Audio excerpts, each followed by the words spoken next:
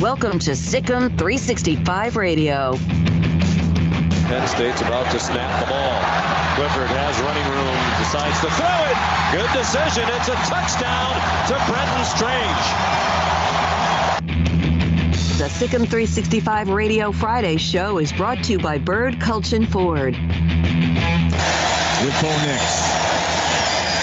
And here is Nix. Into the end zone for an Auburn touchdown. What a way to start the fourth quarter.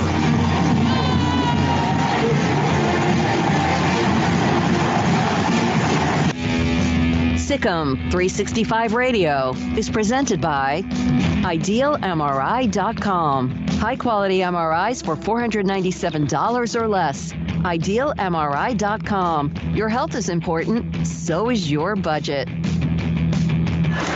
In the red zone, Pickett to the air. He lets it go. Touchdown. Jacques Louis in the back of the end zone. The 3 o'clock hour is sponsored by Waco Custom Marketplace. Meats, sweets, Texas treats, and a cut above the rest. 425 Lake Air Drive, Waco. 3rd and 4. Sanders fires. Tipped up. Picked off by Dylan Doyle. And Doyle with another Baylor interception. That's the 3rd one of the night. Now, here's David Smoak, Paul Catalina, and Craig Smoak. All right, here we go on this Friday afternoon. It's week number 7 of the Texas high school football season. And I think maybe a pretty good word, and there will be more weekends like this, and we've already had some weekends like this when it comes to college football, but kind of a separation weekend when you have Penn State, Iowa, Georgia, and of course, Auburn, who's a huge underdog. Texas OU is another one, of course, that kind of sets the tone for maybe one or both of those teams, among some others that are trying to bounce back from losses. We're at Panther Stadium on the south part of Waco, Texas, just off of I-35 at Panther Stadium. Midway football tonight, 7 o'clock pregame against Mansfield. Paul Catalina all the way far left, Craig Smoak in the middle. I'm David Smoak. We're on 365 Sports, YouTube, and Sikkim 365 Radio. Also, Armstrong Sims, Hayden Bumpus. Hayden is here in the booth with us as well. I got a question for you guys, and we have a lot of guests today. We're going to check in with Auburn, Pitt, Penn State, and Baylor. Today, Baylor hosts West Virginia tomorrow, 11 o'clock, our pregame at 9 o'clock on these same stations. The Rays are really, really good in baseball. They have been so close to world championships. They do more with less than anybody in baseball. Would you agree? Yes. They almost do more with less than maybe anybody in pro sports, but that's debatable. That's another topic. So who is that in college football, Paul? Are you going to do the top 5 with this, or am I going to steal this right out from underneath you? No. Okay. That's not what I'm doing. No. All right. So who is Tampa, the Rays, in college football who do more with less? And that's on the YouTube chat room, 254-339-1122 on the text line as well. I can go the other direction really easily with about 3 or 4 schools. Less with more. But doing more with less is an interesting thing, because you've got to really think about, who is doing more with less. And like the first school that comes to my mind is Boise State. Over their history. I know that it's not consistent, but Boise State, I mean, it's pretty consistent, but they're going to have their dips. But for the most part, they're pretty darn good, and they've been in a non-Power 5 conference all this time. Yeah, I don't have an answer for you. I'm still sitting here thinking about it. I don't know, because I think of a team and I think of, well, they still have this and this and this. So more with less. I mean, less what exactly? Talent? Then, that could be anybody that's not named Alabama and Georgia and all the typical top 25 recruiting schools. More with less facilities. Like, I don't know. I got to kind of think about that. But I suppose Boise State would be good. But, I don't think of them as a program, though, that doesn't have this or doesn't have that. So that's why the question's kind of hard to me, because, Boise has less talent, but they don't really have less of anything else, quite frankly, right? Less stature, less history, but I don't think that they are shortchanged in any way versus other schools. You know what I mean? Yeah, no, most of the Power 5 schools, you think of that, they got the money coming in, they all have great facilities, but some, even the elite like UT's had to play catch up at times in the last 3 to 5 years when it comes to facilities. We've seen others, and of course, even if you have something elite, they're building now things with like ski slopes inside the field house or the locker room and the football facility. I think of what Coach Fitzgerald does at Northwestern, but it's not like they don't have great facilities. They can't recruit some of the players that you see at other schools because of who they are academically. And there's some schools that can recruit the best players in America that still like to say that they still have to pass the academic eye test or academic evidence. But I look at but they're having a down year. They're not very good this year. They're getting beat up pretty good. For example, like you could say, Stanford, but are we saying Stanford really does more with less, or Stanford's just not in that same tier? You know what I mean? Because they still have the biggest endowment of anybody. Yep. They just don't have the football history versus some of their counterparts. So are they doing more with less when they're winning? No, I don't really think they are, because they're in the same spot as most people, if not even a more difficult one. So yeah, that's a curious question. Like, for some reason I thought of like a North Dakota State or, someone along those lines. That could be it. And it's wide open. It's not just facilities. It's not just recruiting. It's kind of where it's not black and white on what, or, A or B. It's not right or wrong. It's a wide open array. And so we'd love to hear feedback from our great audience on the chat room, 365 Sports on YouTube, and also the text line as well. And I think of Iowa, but I mean, they do have a lot of talent. It's not like they aren't, a team that's typically like a top 10 in the rankings or a top 25. And, at the same time, they only have less really, probably mostly by choice, if anything, but also I guess they have less in terms of the talent that their counterparts at, Ohio State, for example, would have normally, or maybe a Penn State or Michigan. I don't know really where they stack up in the recruiting classes over the years, but they're a school that even if they're not really doing more with less, they seem like a school that's doing more with less versus the flashier brands that, are number one in everything, like the Buckeyes. I just went to Google. I said, Iowa football facilities. They have a 218,000 square foot facility. Most everybody does, whether it's 150,000 or 300,000 or 500,000. But they do seem to be very consistent. It's not as if they don't get blue chip type players, but you don't think of that. You don't see them in the among those schools that are constantly among the top 10, whatever recruiting service that you look at. I can't remember the last time that they, a top quarterback recruit had Iowa in his top 5. I mean, and part of that is just the system that they run. So if you want to say they do more with like maybe lesser recruits, because they're not in anybody's recruiting top 10, but they get the most out of their 3 stars, which is what you want. Well, they also cultivate talent. Yeah. They also let them marinate, even in this day and age where it's more difficult because of the transfer portal. And maybe Wisconsin does that too. They're very similar, although Wisconsin this year struggles a little bit. I was thinking about just the whole package of everything about recruits and facilities and the amount of fan support and different things that you'd have. Yeah, I would think, look, Iowa State, maybe falls into this a little bit now because they're, I know that they have a lot of backing and the fans care, but, they're not exactly, and again, until Matt Campbell got there, Matt Campbell started building it up with guys from the previous coaching staff. So. Yeah, and so that could be one. Maybe in the Big 12, maybe it's them. I don't know. I think for a while it could have been Baylor because, they finally made a commitment up and down University Park. So there's some former players who have not been to campus for whatever reason. Sometimes, they just kind of disappear, move on, go into something, and then they come back. They're like, oh, my God. That's the story that I saw in 2010 when I arrived in Waco. I'd been to Waco to cover games before, been to the Farrell Center, had been to the baseball stadium, had been to Floyd Casey, the ex-stadium. And I saw all these new facilities that were built up and down University Parks. And so they, in some cases, they forced bigger schools to have to change and get bigger, better, faster, stronger because of their facilities. UT's, remember the old picture of Tom Herman trying to knock down with a big, huge sledgehammer a locker, and he looked silly, almost killed himself. I mean, they've had to kind of bust at the seams a little bit and upgrade what they've had as well. Not that they don't have already unbelievable facilities. It may not be. It's pretty wide open. But 254-339-1122 and also the chat room that we'll get to as well. From JT, how does Clemson's endowment compare to Alabama or Ohio State? That I don't know. I have no idea. I don't ever think of endowment. I know that's another one of the arguments. Fans now, yeah, but we make more money than you do, or we bring in more money than you do, and that's kind of like, well, but are you winning? Yeah, it doesn't matter, but we're bringing in 150 million or whatever. No, it does matter. And what you bring in helps. That doesn't mean it's always like, do the most successful teams in pro sports, are they the ones who spend the most money? No. I mean, the Yankees are out of the playoffs. They spend over $200 million, right? Yeah, and they haven't been to or won the World Series in 12 years. Yes. In fact, I saw a stat today on Twitter. The city of New York now is going to go 10 years without a world championship in all 4 major sports. The last team to do it, the Giants. Think about that. Yeah. The Mets, of course, no. Yeah, the Yankees have been Rangers, Islanders, no, Knicks, no. Nets, no. So that's something I'm sure that has to bother the hell out of him. This is from Scotty B. He said what Craig said.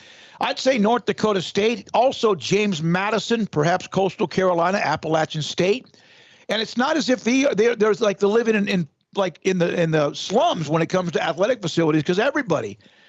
My alma mater, Stephen F. Austin, they're not able to compete with the big boys, the Joneses, but they have really nice, really nice facilities. From Tony in California. Hey, now the Mets won a pennant at least in 2015.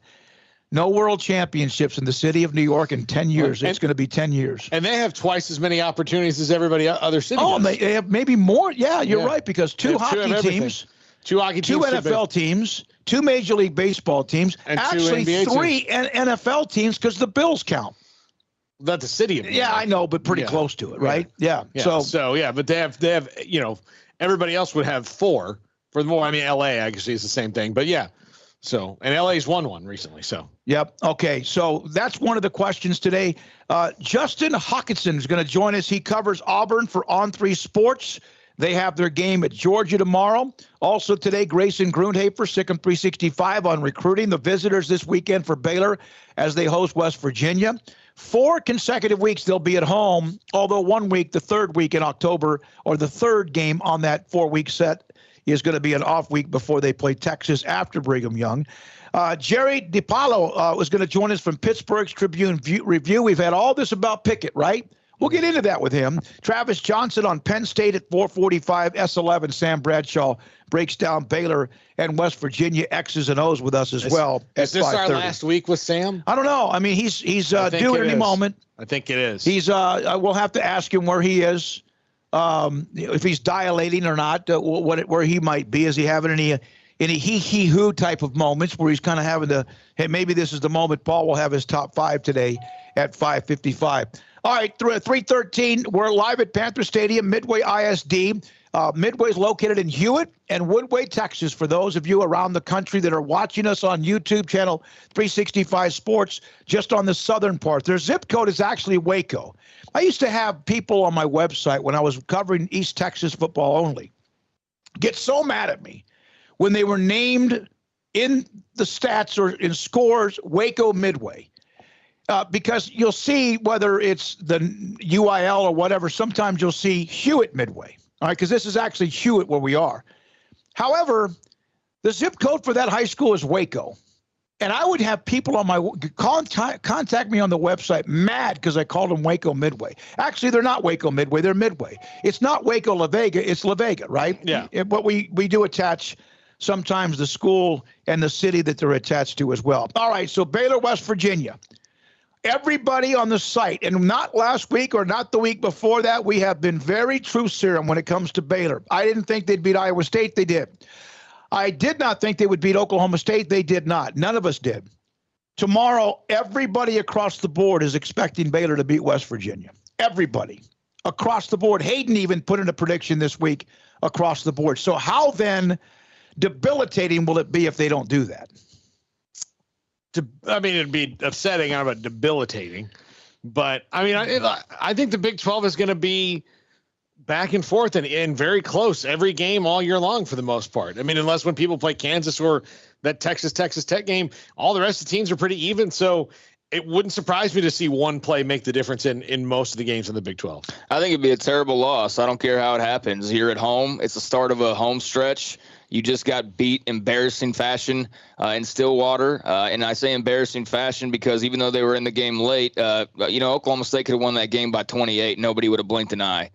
Baylor, I think, was, very fortunate to create some turnovers and that, kept them in the game. But that offense was just it was hard to watch outside of 2 whole drives the entire game. So, if you play that way and then you turn around and you got a team that's a little bit of a wounded duck right now walking into your home turf and you're off a bad performance, and, granted they are too. They're going to be fired up, and probably a good thing they're actually playing on the road in some ways. But for Baylor, I mean, this is a bounce-back game. That's what it needs to be. If you lose this game, okay, all of a sudden that's two losses in a row. That's 2 losses in Big 12 play.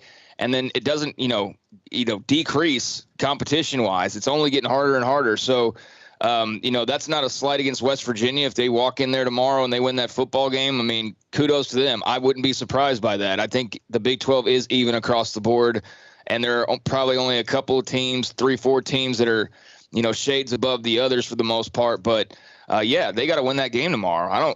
I don't care how it happens or – whatever. They have to win that game tomorrow. And West Virginia's thinking the same thing. They got to win that game tomorrow. They can't be 0-3 in Big 12 play, but Baylor sure as heck can't be 0-2 and losing on their home field to a team that's, trying to avoid 0-3. 1-2 because of KU. We forget about that game. A lot of people do. That's okay.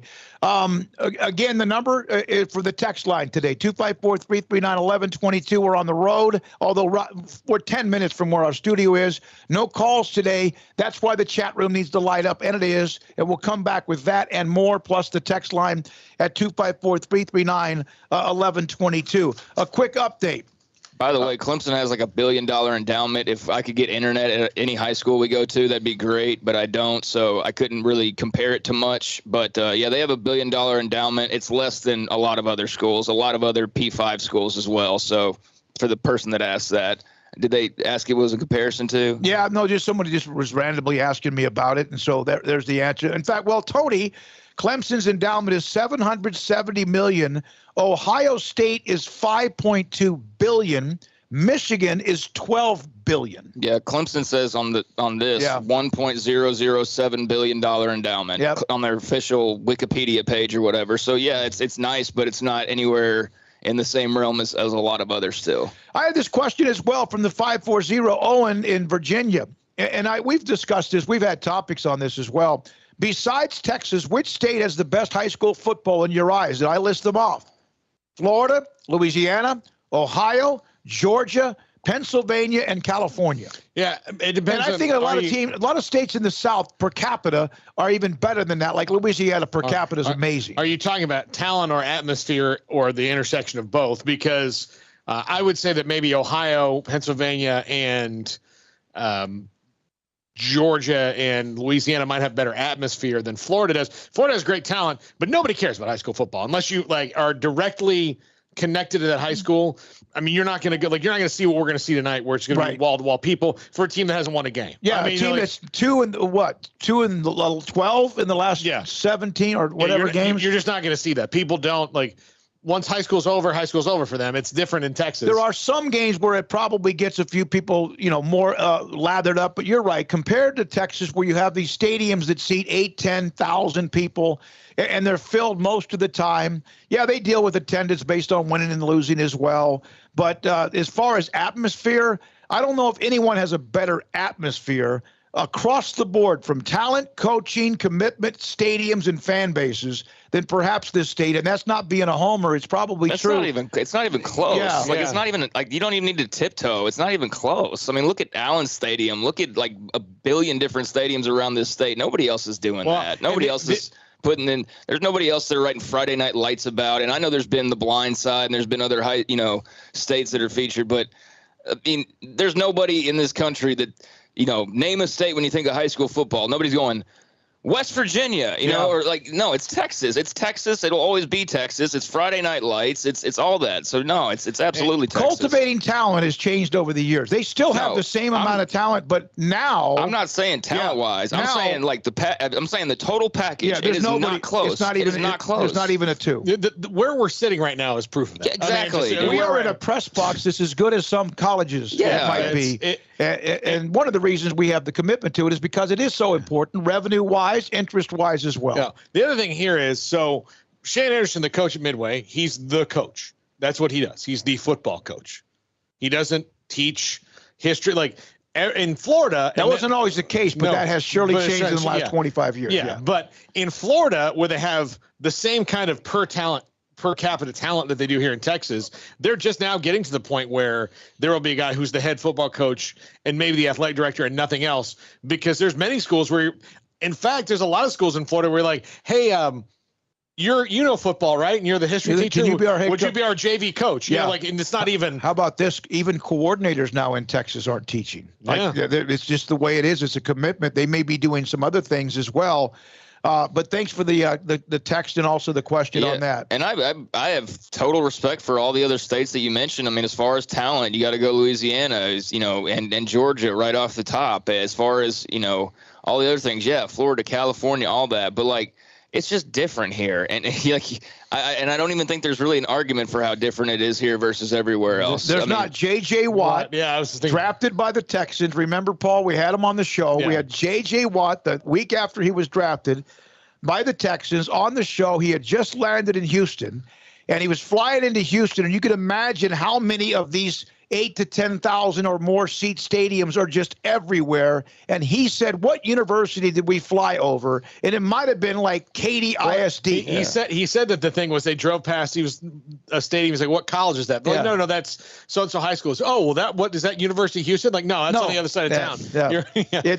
And there's hundreds of these amazing facilities, and we're fortunate to broadcast from most of them all the time. And you can argue whether that's sane or not, that the fact that it's like not even a close argument. I mean, that's just how much Texas cares about it. You know, some people might think like that's ridiculous, but I mean, it's part of the culture. It's always been, it always will be. And it's just one of those things when you think of Texas, some people think of Whataburger, or, you know, we still get those national broadcasts where they, for some reason, show a bunch of Longhorns. Yeah, like they think that people are walking around with horses and cowboy hats. Like, it's the stupidest stereotype ever, because I can't tell you the last time I've even seen a cowboy hat from anybody walking around. Or a horse walking down the street or anything like that. I mean, actually, unless it's on a sheriff is on his horse. I mean, I do see it on occasion, like randomly on our side of town. But yeah, I mean, just total package is not close. Well, and I'll tell you, when I first moved here, my first homecoming game I ever did doing University High School, Butch Henry asked me, "Do you know what mums is or are?" And I said, it's a cheap champagne as far as I know. It's what you can get like and it's like, that's what mums is. And he's like, no, he's like, a mum. I said, what are you talking about, a mum? And he's like, you'll see on Friday night.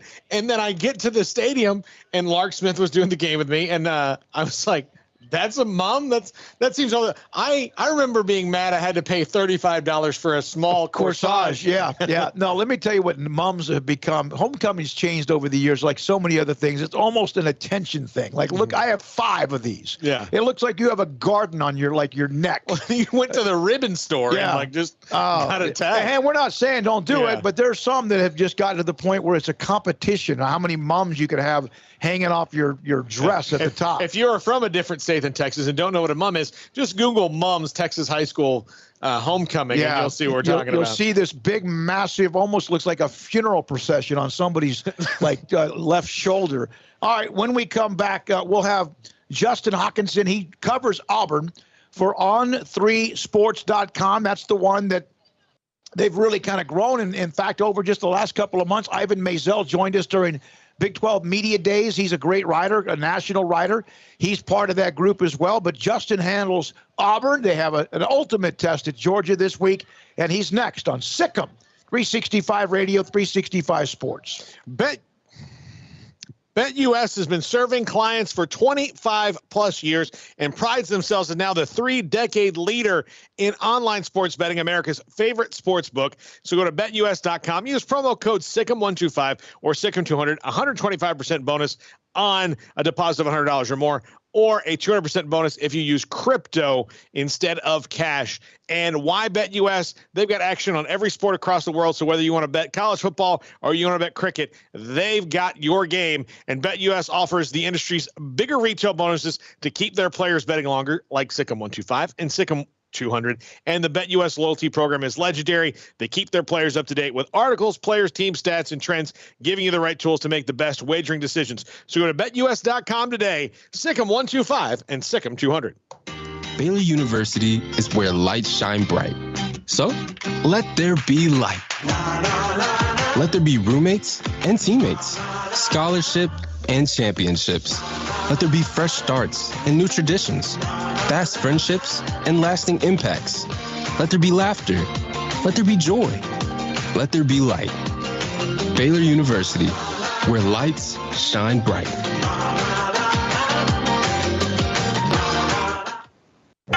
Boots add protection. Good boots help you climb better and move forward faster. And when your son or daughter steps into the boots of a U.S. Army officer, they also learn how to lead.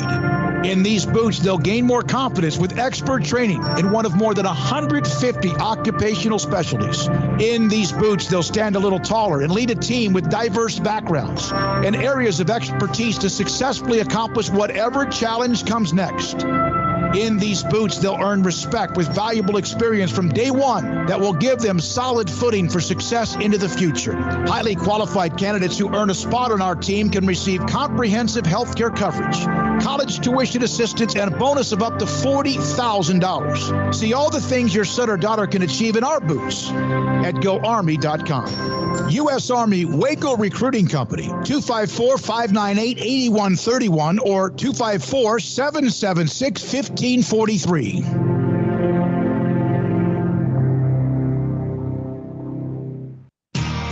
How did Edward Jones become one of the biggest financial service companies in the world? By not acting that way. Financial strategies, one-on-one advice, it's a big difference. And that's why Brad Wilson, your Edward Jones financial advisor, makes sense of investing. Experience the difference for yourself. Brad Wilson, 250 Sharon Drive in Woodway, 254-776-4337. Edward Jones, member SIPC. At Allen Samuels, we're proud to announce that Dodge is the #2 brand overall in new vehicle initial quality by J.D. Power. We've got amazing offers this month, so let our team help find the new 2021 Dodge vehicle that's right for you. Come by. Let's be friends. The secret to living your best life is pizza, obviously. Golden crust made from scratch, 3 fresh signature cheeses, and the toppings, crispy old world pepperoni, savory Italian sausage, bacon. That's called a dream team. Find everything you need to live your best life and more at Marco's Pizza. Owner Bob Mock has been delivering pizza since 2001 and is the proud owner of 4 locations in Waco, Belmead, China Spring, Woodway, and soon to be open in Robinson. Marco's. Pizza lovers get it.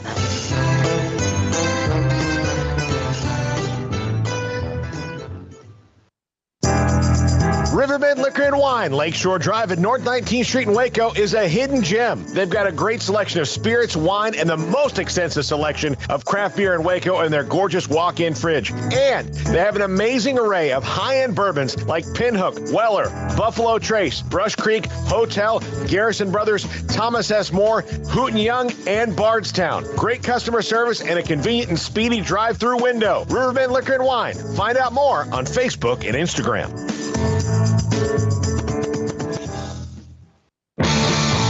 This is Sick'em 365 Radio. Text us at 254-339-1122. The Sick'em 365 Radio text line is sponsored by Riverbend Liquor and Wine, with the most extensive variety of craft beer in Waco. A hidden gem on Lakeshore Drive and 19th Street. All right, we're back again. Sick'em 365 Radio, 365 Sports, and a lot of you on the chat room. We're about to talk Auburn and their game with Georgia, coming off the win in Baton Rouge in just a moment.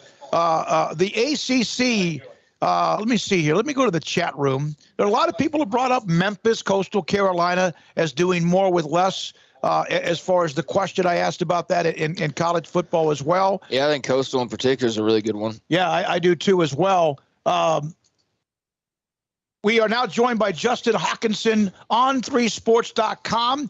Remember, we had Ivan Maisel back during the summer at Big 12 Media Days, and they launched their site for the football season.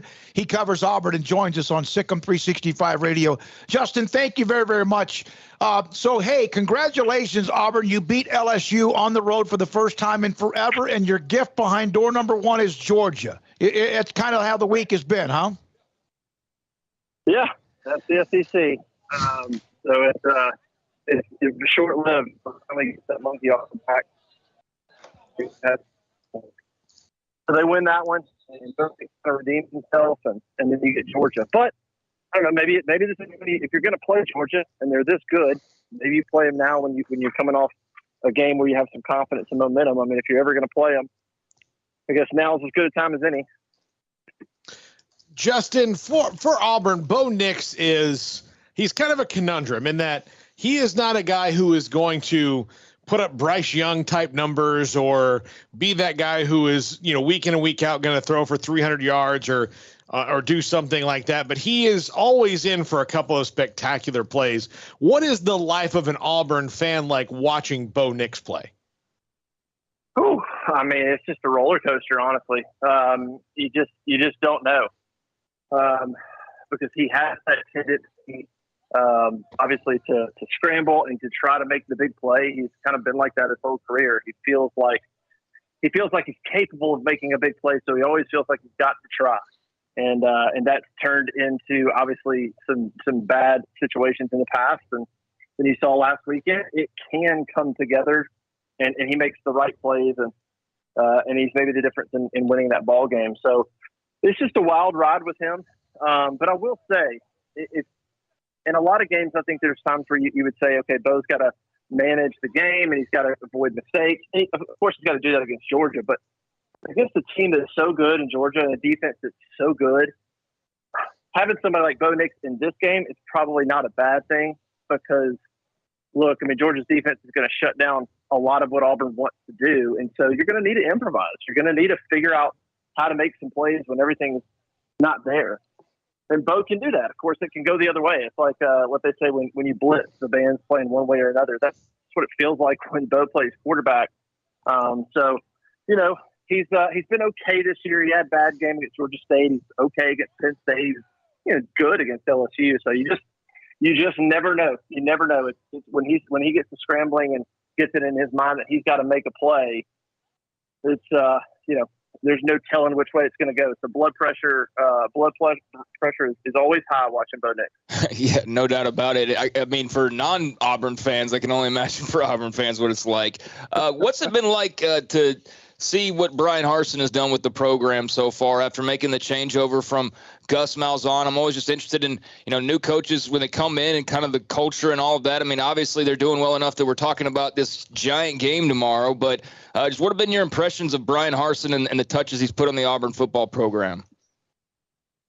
I like what he's done. I mean, it's hard to find any fault so far with his approach to building the program. He's a serious guy. He's a detail-oriented guy. He's a business approach type of guy. It's hard to impress him when we do media interviews and you talk to him.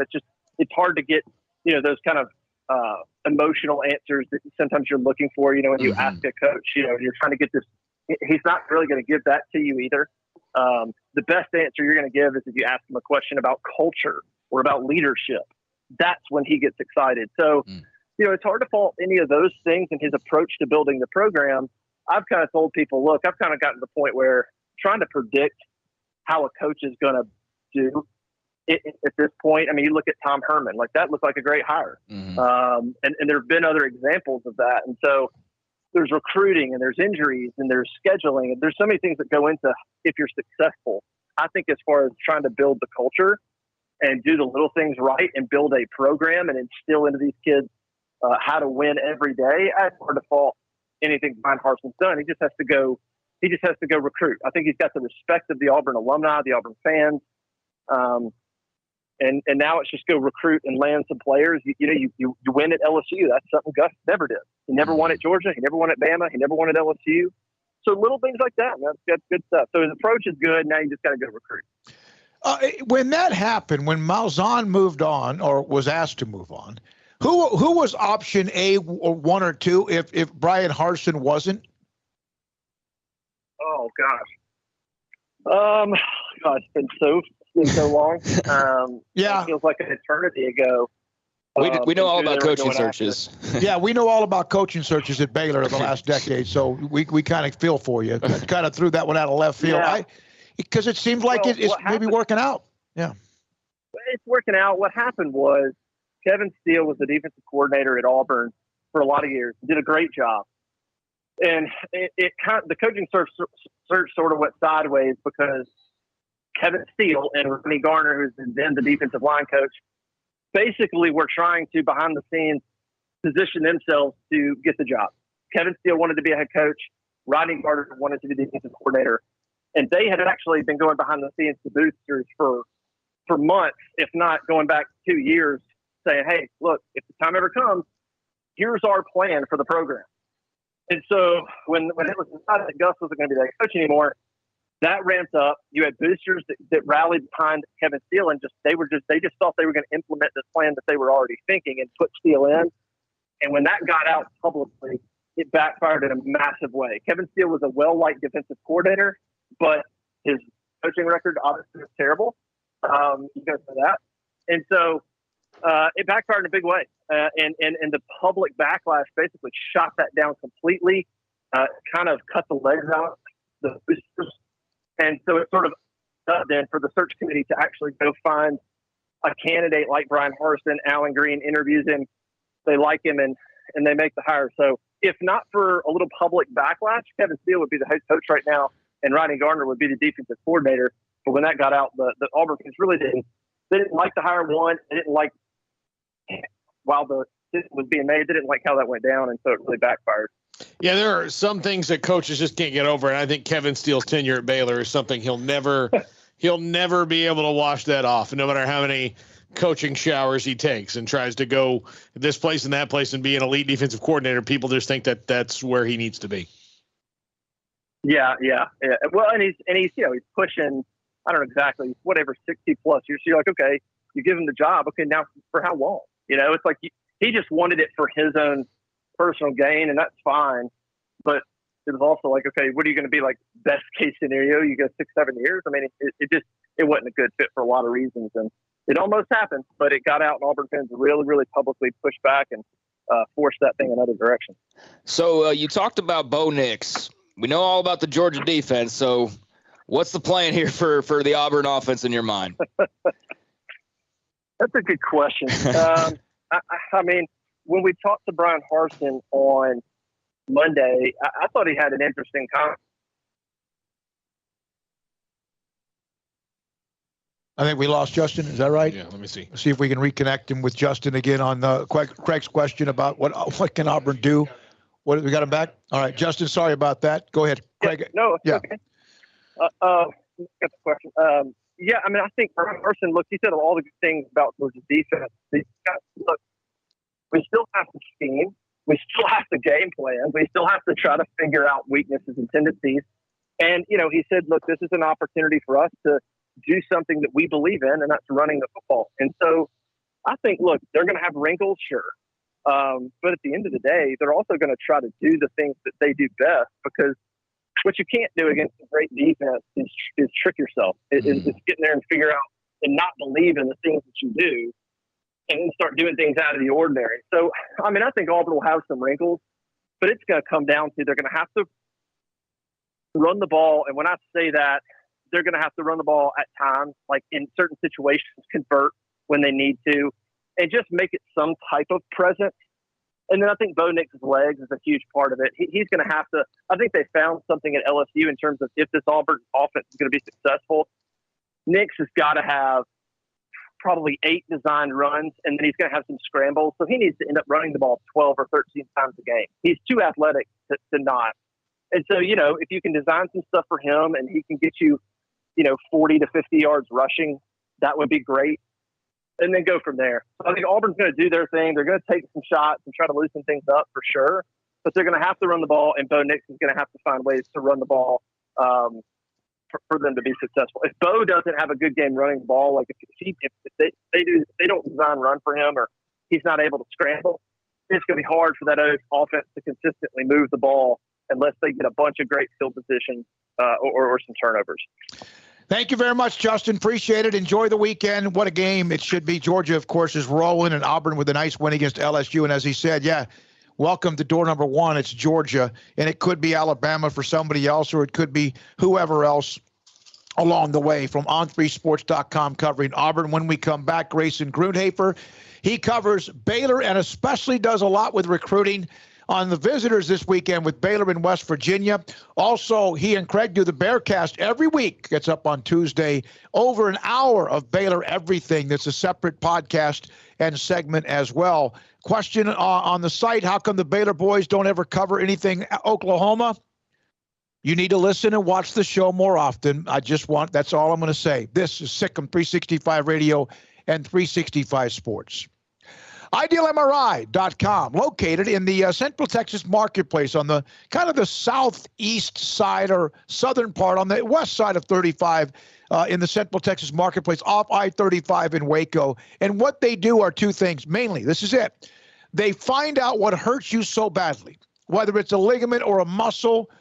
They find out because they have a state-of-the-art technology MRI machine. It's the dude now, the alpha dog, and they will find what is ripped, torn, shredded, whatever, separated. They'll find it because that's what they do with Ideal MRI. Dr. Rob Maxey, Al LeBlanc, and the great staff there, they have the MRI machine that's there to make sure they find out why. Your doctor said, hey, you have a rotator cuff or maybe something torn, a ligament in your knee or something else.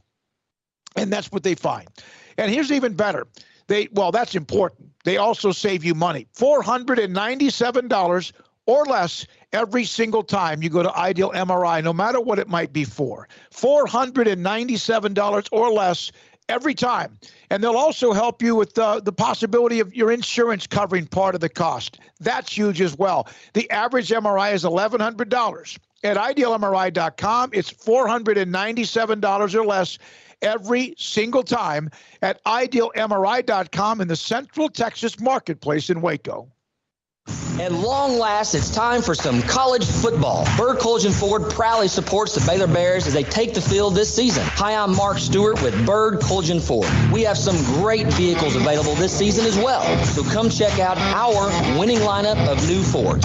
Let's cheer the Bears on to victory and celebrate by buying a new or pre-owned car, truck, or SUV.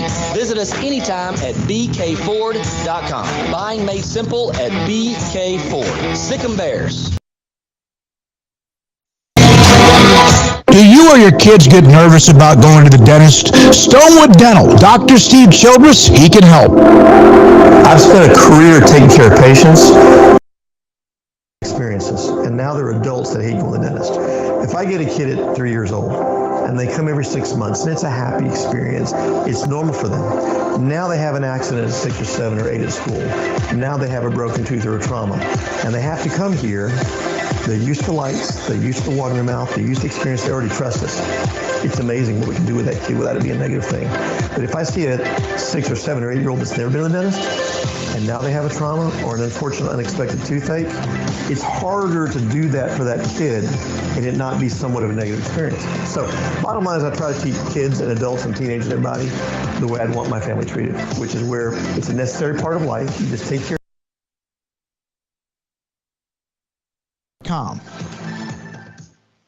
It was broad daylight. I stepped into a gas station for 5 minutes to grab a snack, and just like that, my car was broken into. They made out like a bandit. My laptop, my phone, everything. I called my agent to see what could be done, and he restored my faith in humanity. My claim was processed so quickly, and I was able to recover my losses. Stop by and see our agents at one of our 3 McLennan County locations. Coverage and discounts are subject to qualifications and policy terms and may vary by situation. Let Camille Johnson Realtors guide you seamlessly through the process of buying your dream home or selling your current one. Commercial, farm and ranch, or residential, Camille Johnson Realtors can smoothly and successfully lead you through any transaction. With a team of 28 experienced agents who are excited about serving you, Camille Johnson Realtors services the entire greater Waco area. If you're in the market to buy or sell, contact Camille Johnson Realtors, 104 Midway Center in Woodway, or find them online at www.camillejohnson.com. Camille Johnson Realtors, elegant, charming, warm. Welcome home. It's plain and simple. Waco Custom Marketplace is the one-stop shop for what you need for tailgating, from charcoal, cold beer, and wine.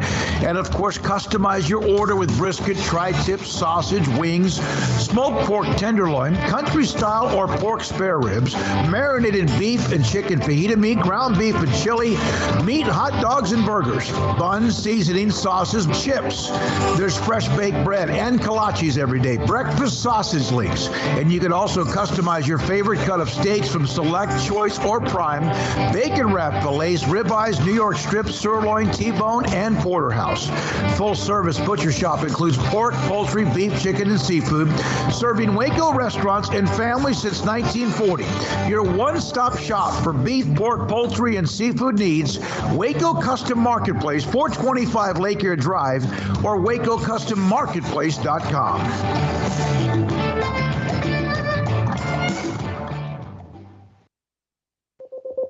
Welcome back to Sikkim 365 Radio.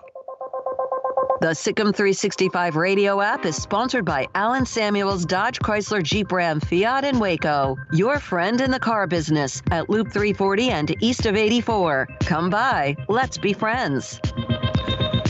Baylor in West Virginia tomorrow, McLean Stadium, 11 o'clock kick. Our pregame at 9 o'clock from the studio. State-of-the-art studio on Elm Avenue and MLK, just right down the street from McLean Stadium. Grayson Grundhafer, Sikkim365.com recruiting analyst. Also, Bearcast with Craig. It's out every Tuesday, lengthy with everything you can imagine. So, Grayson, I saw your list of visitors. There are a bunch. There's a couple of three from 2022, some of the commits as well, a lot from 2023. Anyone in particular, a list or two or three in particular that you think are the most important?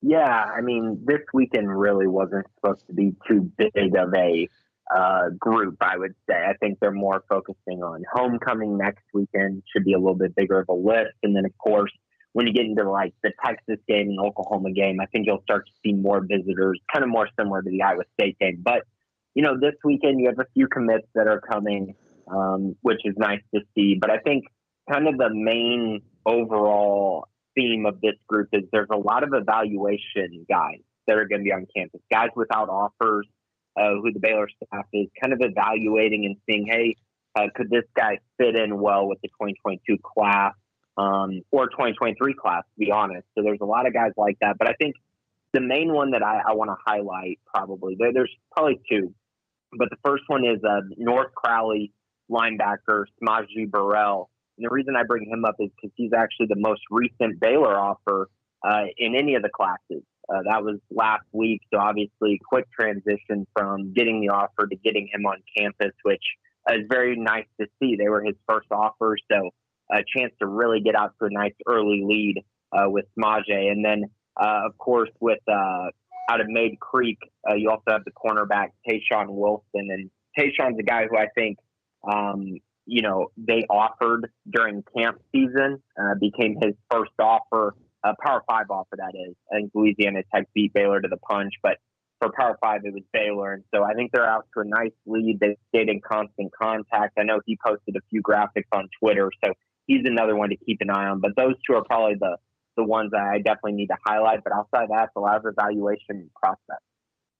Grayson, since the 4-1 start, Dave Aranda was recruiting pretty well anyway, in spite of last year's, debacle at 2-7. But have you seen an uptick on the interest in Baylor because of the way they've started?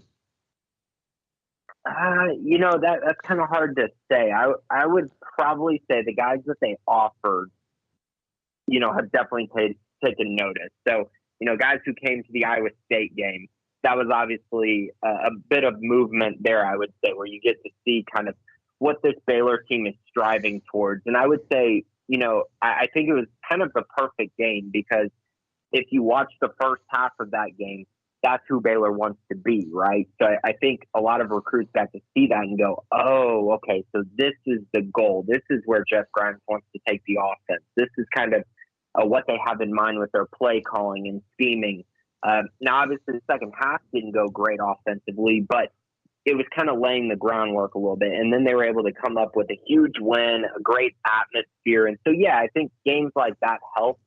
But overall, I think this is really about, staying relevant. So playing well throughout the year, not just through the first few games. This team needs to find a way to continue to finish strong in the year strong. And if you're able to do that, then yeah, that does resonate with recruits, especially when you look around Texas a little bit. There's a good opportunity for Baylor here. TCU is kind of off and on so far this year. Texas A&M has been extremely disappointing this season. Texas already has a loss. I know Tech is, 4-1, which is kind of surprising, but I would say that this is a great opportunity for Baylor to really kind of move up the pedestal a little bit and kind of try to stake claim to being the best program in the state of Texas this year, which honestly, guys, is absolutely realistic. Grayson, I don't know if quarantine and the year where everybody basically got shut down just messed with people's minds. I know there's certain fan bases that have expectations that are not always realistic, but to see some of the reaction off of just one loss, I thought was kind of surprising from some Baylor fans. Look, some people are just that way no matter what. What was your feeling coming out of that game last week? Because everybody was disappointed in the performance, and I think everybody had something to say about just the way they played. But in terms of the season and the outlook and the momentum and all of that, where are you with this Baylor team after that loss to Oklahoma State? Yeah, I honestly think it was just to be honest, I think it was a game they just simply weren't ready to win quite yet.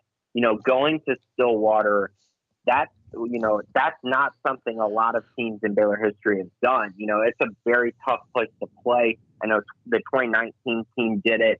2015 did as well, but it hasn't been very common. So I just don't think this team is quite there yet, and that's okay. Oklahoma State's a really good football team, and Baylor went in there and kind of did everything they could to make that game competitive and kind of stay close in that game. But at the end of the day, I do think the better team won, especially at home. And I also think that it's just one of those situations where I think Baylor just needs a little bit more time, a little bit more seasoning, and that's okay. That's totally okay. So for me, I think I'm coming out of that game just kind of with the mindset that, there's a lot that this team needs to work on, but this team is still very solid. I mean, they competed on the road in that game. They fought in the second half. And I think that fight is something that will translate throughout the rest of their schedule. So, while I'm discouraged that they lost and while they showed some things that continue to kind of flare up a little bit, whether it's, the offensive line play, the penalties, Gary not quite being as sharp as we saw through the first three games, those kind of things, I think are stuff that needs to be corrected going forward. But overall, just kind of the team in general, I think I'm looking at this team as one that's going to compete in every single game going forward. And I think that's all you can ask for as a Baylor fan. I mean, you just want an opportunity to win every game on your schedule, which I believe they will have.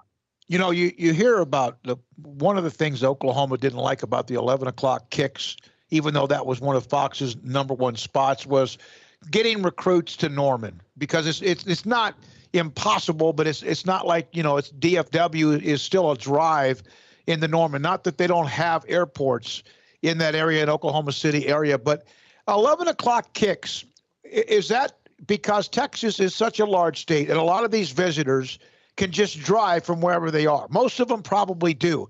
Is that the 11 o'clock kick matter, Grayson, when it comes to players, either those who have committed or those who have received offers, class 22 or whatever class we're talking about? Yeah, it can definitely matter. I think, it makes things a little bit more difficult. Obviously, if you're an out-of-state prospect, that makes it a little bit tougher because you're probably going to have to fly in, stay the night on Friday, go to the game on Saturday. So, yeah, that makes it kind of tough. I would say for in-state visitors on an 11 o'clock game, if you're close enough, it actually kind of works out pretty well because you can go to the game and still have time to kind of go around campus and do a little bit of different things just because there's so much more time in the day. But yeah, I mean, in general, I would say the 11 o'clock games are sometimes not the best for recruiting purposes because of the reasons that you mentioned. And also, I would say that the 11 o'clock games sometimes have probably the worst atmospheres. You have a lot of fans that maybe show up late, or, it's early. So you don't always have the same electric atmosphere as you would have at, for instance, a night game. So yeah, I mean, that can definitely play a role in it. But I mean, I think for Baylor purposes, as far as this game goes, I mean, it is all about what's happening on the field, and that's with every game. But I think it's just important that Baylor continues to win football games, because at the end of the day, those wins are going to be far more important than, having an atmosphere in an 11 a.m. game with some recruits there. Grayson, your thoughts on West Virginia tomorrow? Yeah, this is going to be a really good game, I think. And it has been for the past few seasons, even when Baylor was significantly better in 2019. West Virginia really pushed them. They're very physical, much like Oklahoma State, and much like Iowa State was in the second half, which, can be troubling a little bit. They're top 12 in the nation in sacks. They have 17 already on the season. So if Baylor kind of looks more like they did against Oklahoma State versus how they've looked the rest of the year, then they're going to have some issues up front trying to deal with what West Virginia is going to bring to them as a defensive line. As far as where they're vulnerable, it's through the air, guys. This is one of, I think they're 72nd in the nation in pass defense. So there's going to be opportunities there for Gary Bohannon to take shots deep and find guys like Tyquan Thornton, Drew Estrada. Hopefully RJ Sneed gets back, to his normal game script. And if that can happen, I think they could have a lot of success through the air. But I do believe this West Virginia team, much like their last two opponents, is going to try to take away the run game and stuff Baylor in the run game, and then try to get pressure on Gary Bohannon while saying, listen, we're going to bring all the pressure we can. We're going to try to get after Gary, rattle him, get after the offensive line, and force Gary to win this game on the offensive side. Now, on the defensive side, this is a West Virginia team that turns the ball over. They're a team that is not very explosive. They don't run the ball particularly well. So this should be a great matchup for the Baylor defense. And I think if there's one thing I'm looking for in this game, it's for Baylor to go from a good defense that we've seen throughout the year. I think they've been good. At times they were great against Oklahoma State, forcing the turnovers, but I think in general they've been good to very good. But I think this is a game where they really could put on a show and really elevate themselves to an elite level, have an elite level performance in this game. And I think they should. And if they can do that, they'll take a lot of pressure off Gary Bohannon in this offense. All right. Grayson, thank you, man. Appreciate it. Grayson Grundhafer. He breaks down recruiting constantly. Just sometimes in the premium section of SicEm365.com, there might be 8 or 9 threads going at one time about things he's talked to with recruits, or who's visited, or who isn't a visit. Updates on much. Oh, by the way, did you see the update? Zach Pyron, a young man from Alabama who had committed to Baylor and looked like he was going to be so-called, as we say the word, the godfather of the class of 2022, then decommitted, committed to Georgia Tech. So that was an update that I saw from the site as well. All right, when we come back, 4 o'clock hour continues. We have checked in with what? Auburn, Baylor. We still have Penn State and Pittsburgh to get to as well. Sikkim 365 Radio and 365 Sports. Richard Carr, Buick GMC Cadillac. Got a lot of great deals going on right now at Richard Carr, although there is some bad news because there's been a lack of inventory lately. Supply chains have been interrupted, and it's caused some dealerships, all dealerships across the country, to have some shortages of inventory. So that's been negatively affected, but the good news is that GM announced recently they are restarting production and will release a steady flow of vehicles through the fall. So cars and trucks are coming, and now is the time to contact Richard Carr and get your name on a new Buick, GMC, or Cadillac as they are being shipped. That's right, get your name on the first in line priority list, and you can get your car or truck first as they arrive. If you're looking for a pickup, we'll get the best. Get a Sierra from Richard Carr. It's got an ideal combination of power and strength combined with refinement and luxury. Sierra is one of the best truck on the road, or is the best truck on the road, and it can be yours right now. If you're looking for a roomy SUV, well, then consider the Buick and its lineup of SUVs that offer size and versatility to fit every lifestyle. Or perhaps you're looking for the ultimate combo of sophistication and power. Well, then maybe you should look at a Cadillac XT6 or the Escalade. Cars and trucks are coming. So call or contact Richard Carr right now with what you want, and Richard Carr will get you on that first-in-line priority list to get your vehicle before everyone else. And if you are looking to save and drive today, Richard Carr is also loaded with premium pre-owned cars and trucks. All of them go through a 172-point inspection before hitting the lot. And Richard Carr is looking to say yes when dozens of other lenders say no. 100% credit approval is always the goal. For those here in the Waco area, Richard Carr is your local hometown dealership, so give them a chance to earn your business with great prices, free oil changes on new cars and trucks, and superior service after this sale. Richard Carr Motors. Take advantage of that first-in-line priority list right now. They are owned, operated, and run by loyal and proud Baylor Bears. When it comes to me and my money, I know the way it should be. I need a partner I can count on. That's Genco and me. Refinance your vehicle today at Genco with rates as low as 1.69% for 48 months and have 90 days of no payments. Refinancing can lower your payment, so you pay less for your car. Apply online and get an additional 0.1% off our already low rate. Thank you, Genco. And don't forget, your vote counts.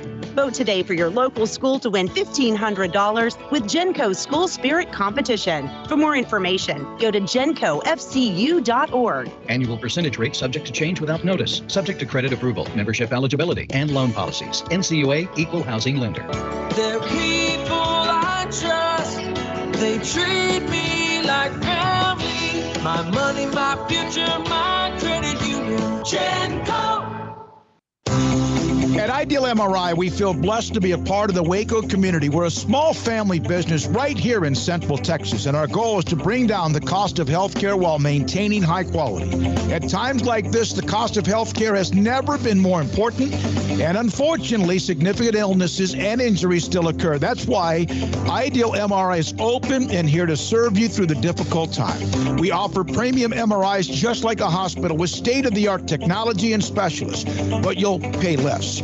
Sometimes thousands of dollars less, whether you're using insurance or not. At Ideal MRI, we accept most insurance and there are no hidden costs, even offering financing if that's needed, everything included in the price, and you'll not get something as a surprise in the mail later on. If you need an MRI, ask your doctor about Ideal MRI. They'll know. You can schedule an appointment safely from home online in minutes at idealmri.com or give us a call, 833-IDEAL-MRI, idealmri.com.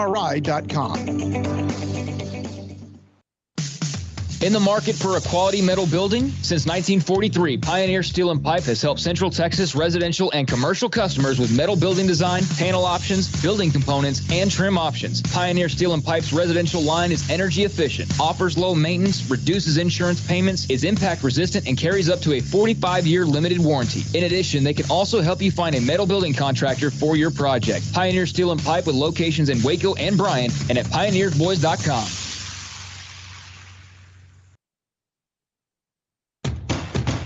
Hey, this is Bryce Petty, former starting quarterback and two-time Big 12 champion, and I know firsthand the importance of being in top shape both on and off the field. So listen up, men. If you're feeling beat down day in and day out and looking for that high-performance edge that separates the men from the boys, then look no further than the Petty Clinic Low T in Waco. Petty Clinic is a comprehensive men's healthcare clinic with an atmosphere catering to men. Board-certified Dr. Kent Petty has a special interest in offering the highest quality medical care to men of all ages. Some of the services offered include screening and treatment for low testosterone or thyroid, infertility, high blood pressure, diabetes, high cholesterol, sleep apnea, while offering comprehensive wellness exams and complete men's health lab panels. High performance men, remember, it's not just a Petty thing. This is Bryce Petty, encouraging you to reach out and Google search Petty Clinic Low T or go to pettycliniclowt.com and get your complimentary lab screening today.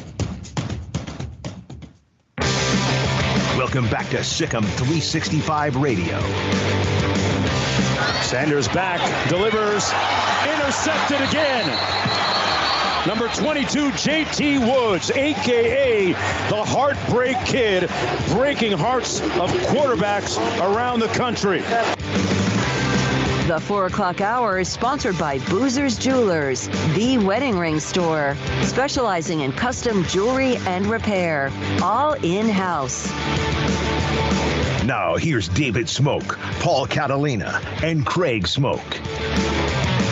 All right, but on the text line, Diane asked, how have any Baylor coaches won in Stillwater their first time out? I had somebody send this to me from 2000 and on. Now, remember, that's also during one of the worst stretches in Baylor football history, but not Kevin Steele, not Guy Morris, not Art Briles, not Matt Rule, and not Dave Aranda. Now, I don't know about anything before that, but since in the last 2 decades, the answer to the coaches, and there's been a handful of them, is no. So that was a text from Diane. Well, and I Dave Aranda can do it tomorrow, so. What's that? Dave Aranda can do it tomorrow. No, Stillwater? No, at Oklahoma State. Won their first game in Stillwater against Oklahoma State. Yeah, in tomorrow his first game at Oklahoma State? That was last week. Oh, gosh. Okay. Yeah. Sorry. Jeez Louise. I'm tripping. Sorry. Yeah, that's okay. That's okay. Now, also, Derwake mentioned this. Texas Tech unveiled they're building a new football facility. And what they have is probably pretty darn good. But the Womble Center, again, the Womble Center is going to be renovated or something. Not sure exactly what's going on with that. Here's from Chris, Smokey, Paul, and Craig. Is Oklahoma State the best Big 12 team, or have they just been lucky on the schedule so far? I don't know if they're the best. I mean, you watch the way that they win games. That's not what the best team does. They win. They're winning. But yeah, they're a really, really crap call away from losing to Boise State. So beat Kansas State when we didn't think they would. Yeah. Well, wasn't sure about that one. I don't think they're the best team. They're a better team than everybody thought they were, and they're good. But I mean, look, their quarterback is an absolute adventure, and so no, I would not say they're the best team. Do we know, other than until proven otherwise, and we might learn that tomorrow at the Cotton Bowl, is it still Oklahoma? Because they have warts, but they're unbeaten. And, it's like one of those things. The people almost sometimes you look for, it's like a beauty contest sometimes in college football. And I hate that. I don't like the beauty contest. Just win games. You don't think Baylor would like to have won an ugly game in Stillwater? So I don't know who the best team is. And tomorrow, Texas might just swat them right out of that conversation. Who knows? Or they might just validate, hey, boys, we're not going anywhere. Yeah, I think the winner of tomorrow's game is probably the best team in the Big 12 between Oklahoma and Texas. I have my doubts about OU, and I have my doubts about Texas as well. But, I mean, Oklahoma State's right in that mix. I'm like you guys. I don't know who the best team in the Big 12 is right now. I guess if I gun to my head, I'll say Oklahoma just because that's the default answer. And, again, they are unbeaten. But I think, Texas has looked really good in some ways. And depending on what happens tomorrow, you could probably make a case for them if they win that game. Well, you could really make a case if they win that game convincingly. But, yeah, I don't have full confidence in anybody to say that they're the best right now, quite honestly with you. That's not a cop-out. It's just nobody's looked that good. I mean, Texas has looked better, but they also got their heads kicked in by Arkansas. Oklahoma's unbeaten, but they've also had to scrape by every single week. The Boise State thing with Oklahoma State, even that game last week got close at the end when it shouldn't have been. Iowa State lost at Baylor. Iowa State lost it. So, I don't know who the best team is. I think that's what kind of makes it fun in some ways is the fact that everybody is still very much in this race for the most part, except for Kansas, and West Virginia will be out of it tomorrow if they lose. So that's why they're chomping at the bit to play in Waco tomorrow. Baylor at 2 losses basically done. I would say in Big 12 play. So, yeah, we're going to get some separation tomorrow. I as much as I'm not ready to say, this team's clearly the best, I know it's not. I don't think Oklahoma State's the best team. I think they're 1C, 1B, 1C, but I don't think that they're 1A. And reason being mostly because you threw 3 interceptions last week. I just can't trust your quarterback, man. I just can't trust Spencer Sanders week in and week out to not make some mistakes. But I love the defense. Love watching Jaylen Warren run. There's not enough there offensively consistently just yet to make me go like, yeah, they're the best team. If you had guys like Chuba Hubbard and Tylan Wallace still, there'd be no question about it. Almost no question, even in spite of Spencer Sanders. But this is the least dynamic offensive Oklahoma State team in a while, and that's fine. And that may be good. Maybe they don't have all the toys. Yeah. It's kind of like sometimes you fall in love with weapons and toys, and you forget about like we've Army Ants, Worker Bees, whatever. Maybe they're a team filled with that. The team in 2019 with Baylor was undefeated and beating the hell out of Oklahoma in the first half. That team, they were unbeaten, but they could have had 2 losses or so. You got to win those close games if you're going to have any kind of run.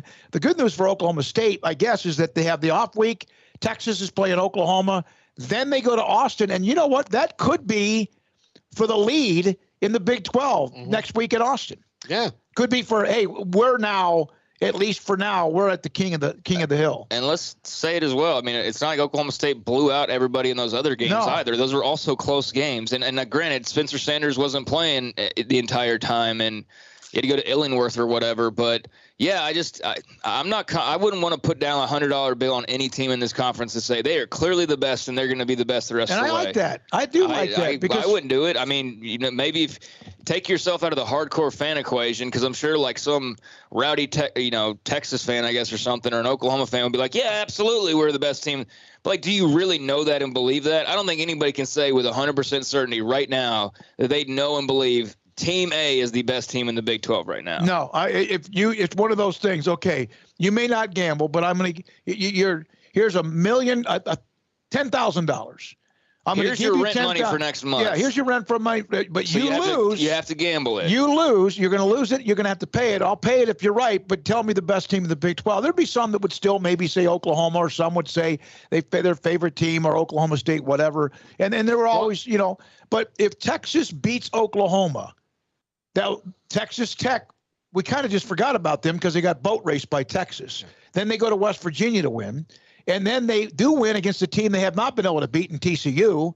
And then all of a sudden you beat the team that's owned the Big 12 for almost a decade. Yeah, it's pretty good. Yeah, I think this, and the reason I think you can't put a head and shoulders Big 12 leader right now or best team in the Big 12 is that for so long Oklahoma, you could say that either they were so good on the offensive side of the ball that their defense didn't matter, or the last couple of years you've been able to say that, look, their offense is good and their defense is really good, and they're the most complete team in the Big 12. And then Iowa State was, last year right behind them with a decent offense and a really good defense.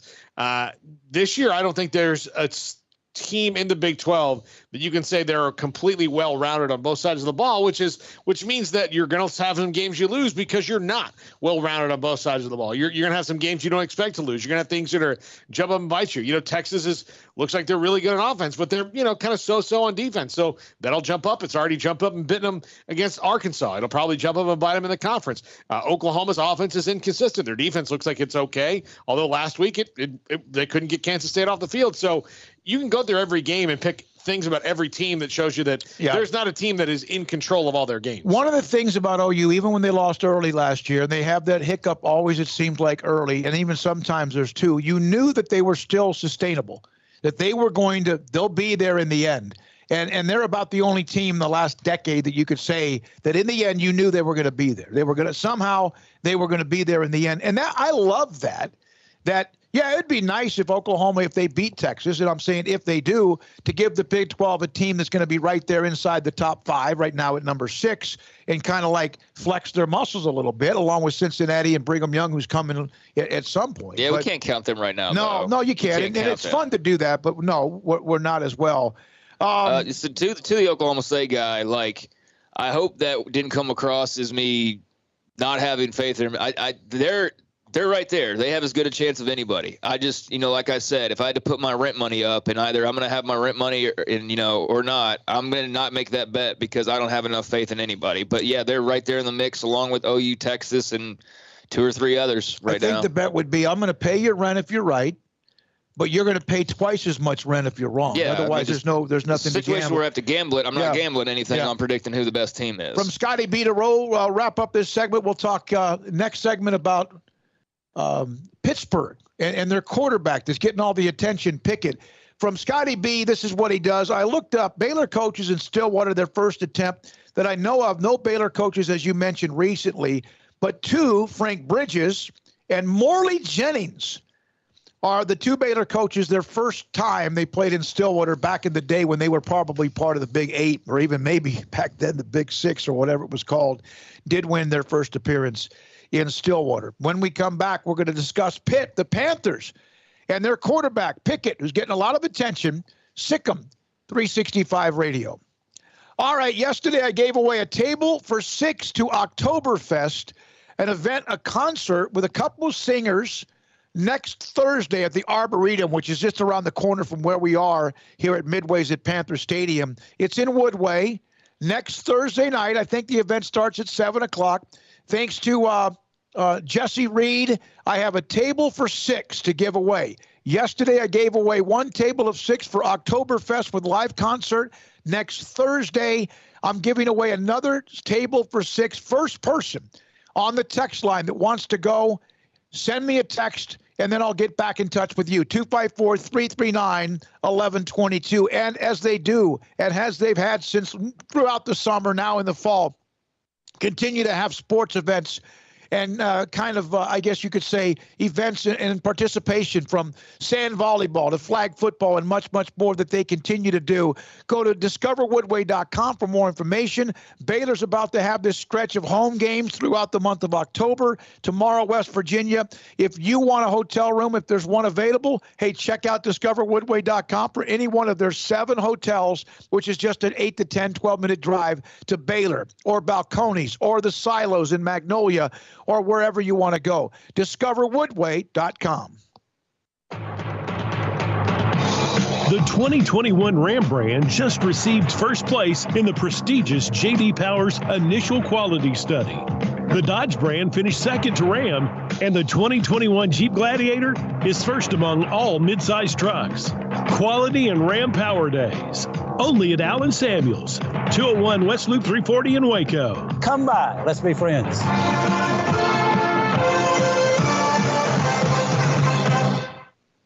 One size fits all. That may be all right for an adjustable belt or cheap sunglasses, but when it comes to your financial needs, no one wants a one-size-fits-all strategy. Ben Erlinson, your Edward Jones financial advisor, knows that his most important goals are yours. That's why he takes the time to understand your needs, knowing you. That's how Edward Jones makes sense of investing. Ben Erlinson, 100 North 6th Street in Waco, 254-759-8533. Edward Jones, member SIPC. Baylor Scott and White, Southwest Sports Medicine and Orthopedics, the team physicians for Baylor Athletics, diagnosing and treating all sports-related injuries, including concussions. These specialists also provide orthopedic services for athletes and non-athletes alike, whether it's knee or shoulder pain, hand or wrist injury, orthopedic spine care, and even an arthritis and total joint clinic. Trust the doctors Baylor Athletics trusts. Baylor Scott and White, Southwest Sports Medicine and Orthopedics wants to get you back in the game. From the first workout to the last practice, sports is an incredible and rewarding challenge.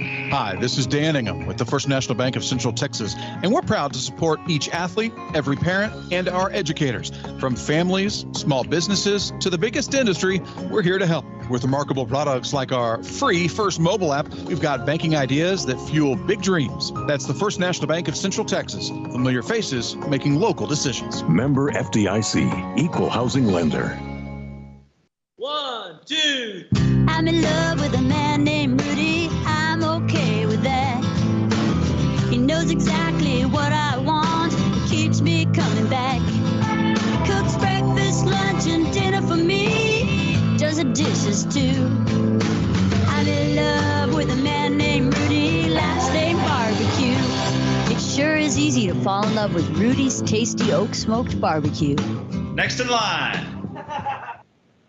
Boozers is the wedding ring store and more. If you're ready to get engaged or already married and want to upgrade your wife's ring for a special anniversary, Boozers is the place to go. With the largest selection of premier quality diamond engagement rings and wedding rings in Central Texas. They have 7 cases with over 300 styles of rings from top designers like Natalie Kay. Choose from yellow, white, or rose gold, plus beautiful top quality loose diamonds. With an in-house jeweler, they can also custom make anything you want. Bring in a picture or drawing and let Boozers create your one-of-a-kind pendant or ring. They can even use some of your old gold and diamond jewelry to create something new. At Boozers, you'll find a great selection of quality timepieces, and Boozers is the place for expert watch maintenance and repairs, too. They specialize in expert Rolex watch repair for fine jewelry, watches, custom work, and more. Go to Boozers on Valley Mills and Lake Air Drive in Waco. Boozers, the wedding ring store and more.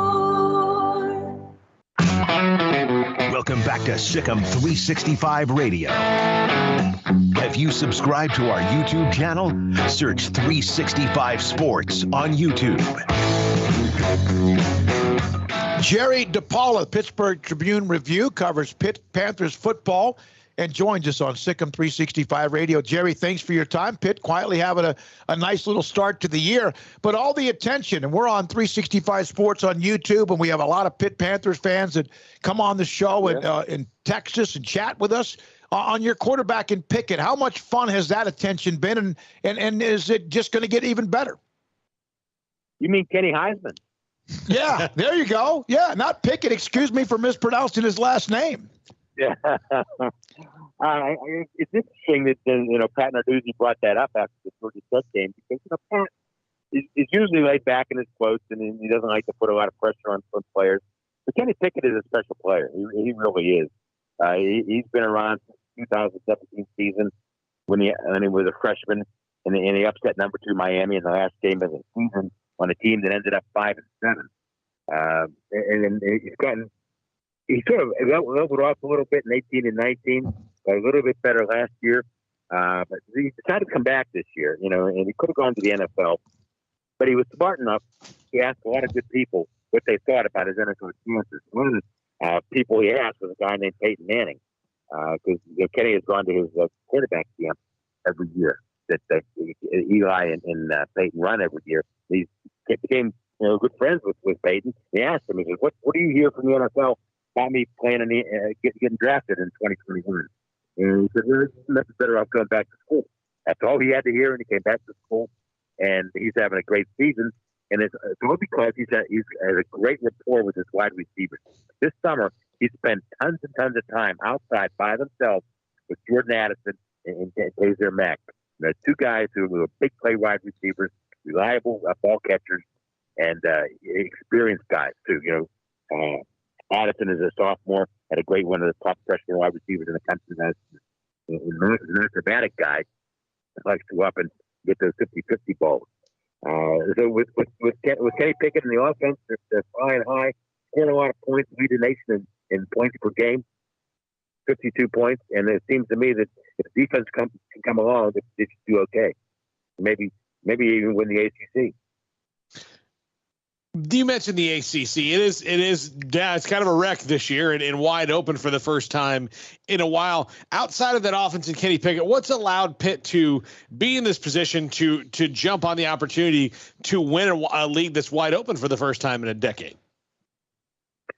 Well, outside of Kenny Pickett, the wide receivers have been good. The X factor, I think, this year with the team on offense is the tight end Lucas Kroll, who transferred from Florida last year. And he was on the team last year, but got injured early in the season and missed the entire season except for maybe one game. He transferred from Florida because Kyle Pitts was there, and Kyle Pitts was getting all the attention and getting all the catches, and he decided to come to Pitt and improve his career, do better, get a chance to get better exposure, play a lot, and then this one guy gets hurt. But this year he's 6'7", 6'7", 260-some pounds. A former Fireball, he's a pitcher, and for his junior college, early in his collegiate career. But he's a great weapon in the red zone, and run down to the goal line. He can post up, the smaller defensive backs and make a lot of catches, and he's already done that this year, and that's been the key. The defense hasn't really come through like Pat Narduzzi wants it to. They gave up 44 points against Western Michigan in a game they really should have won. And they've given up some points and some yards in some other games that they've won. And the other thing about Pitt is, maybe holding them back, they're not ranked. They really haven't beaten anybody yet. I mean, there's a lot of excitement around the team, but they beat a Tennessee team that is, probably middle of the pack or less, even lower in the SEC. And they beat Georgia Tech, and Georgia Tech had already beaten North Carolina, but North Carolina's proven to be almost a fraud team. And they almost beat Clemson, but Clemson, is certainly not what it used to be. But Pitt has a big game coming up. They're off tomorrow, but they got Virginia Tech, Clemson, and Miami back to back. Then they play Duke. Then they got North Carolina. If they can end up 4-1 through that stretch, there's a chance they'll be ranked. There's a really good chance that they'll be able to win the Coastal, go to the championship game for the second time in Pat Narduzzi's career.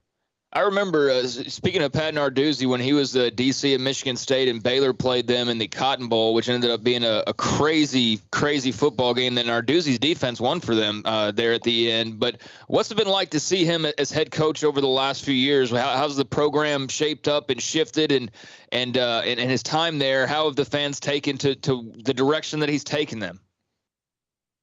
Well, there was a lot of excitement early. They were 8-5 and 8-5 this first season, which for Pitt is really good. But then they leveled off, and they've kind of underachieved a little bit until this year. And even this year, they're only 4-1. This was 7 games up in the year, so you don't know what's going to happen from here. With that offense, they should do well. But a lot of fans have been, understandably a little bit upset with not the direction of the program, but the way the program is not winning enough games. They had a 5-7 season there a few years ago, and even when they won the ACC Coastal and played Clemson in the championship game in 2018, he ended up at season 7-7. There's been a lot of mediocrity around that Pitt program. That was before Narduzzi got here, and now that Narduzzi has been here for 6 years, pretty much the same. Maybe this year's different though. Pitt. One stat that a lot of Pitt fans don't want to hear. A Pitt team has lost at least 3 games every season since 1982. And 1981 was the last time they lost less than 3 games in a season. 11-1, 3 consecutive years, 79, 80, and 81. And after that, they've not had a season where they lost less than 3 games since then. And they've only won 10 games once. That was in 2009, and needed a full game to get that. So, Pitt fans have been upset. So Pitt is the kind of team that sort of brings you up and then lets you down. It gets you all excited with a couple wins early in the season when the schedule's not as difficult. They beat Penn State a few years ago in the first game of the season, 2016. They beat Clemson later that season, in an upset down in Death Valley. But that was just an average year. That was like 8-5, I think it was. And it's nice, but Pitt fans want more. And now it's Pickett back for his 5th year at quarterback. You have experienced quarterbacks. You have experienced wide receivers. You have a defense with some talent that needs to get better, and I think will get better as the season moves on. There's a chance to maybe get that double-digit victory total this year for the first time in a long time. Jerry DePaula, Pittsburgh Tribune Review, talking Pitt Panthers, and also Kenny Pickett. And you mentioned 1982. They had a guy named Dan Marino back then when you were talking about 81 or 82. He was the quarterback back then, the last time they had less than 3 losses. Has Pickett had any kind of communication with Marino or Matt Cavanaugh, Alex Van Pelt, any of the former Pittsburgh quarterbacks? Have they said much? I don't think he really has any personal contact with those 3 guys. One thing I will say is that he's going to pass Alex Van Pelt. He's already passed Marino as the number 2 all-time passer for a guard in Pitt history. And Alex Van Pelt, who I believe is the offensive coordinator of the Cleveland Browns right now, he's going to pass him before the end of the season. So he's going to set, by the time it's all said and done, he's going to set a lot of records this Pitt. Yardage. How about the season's ever so far? 19 touchdowns and only 1 interception. And that's the key.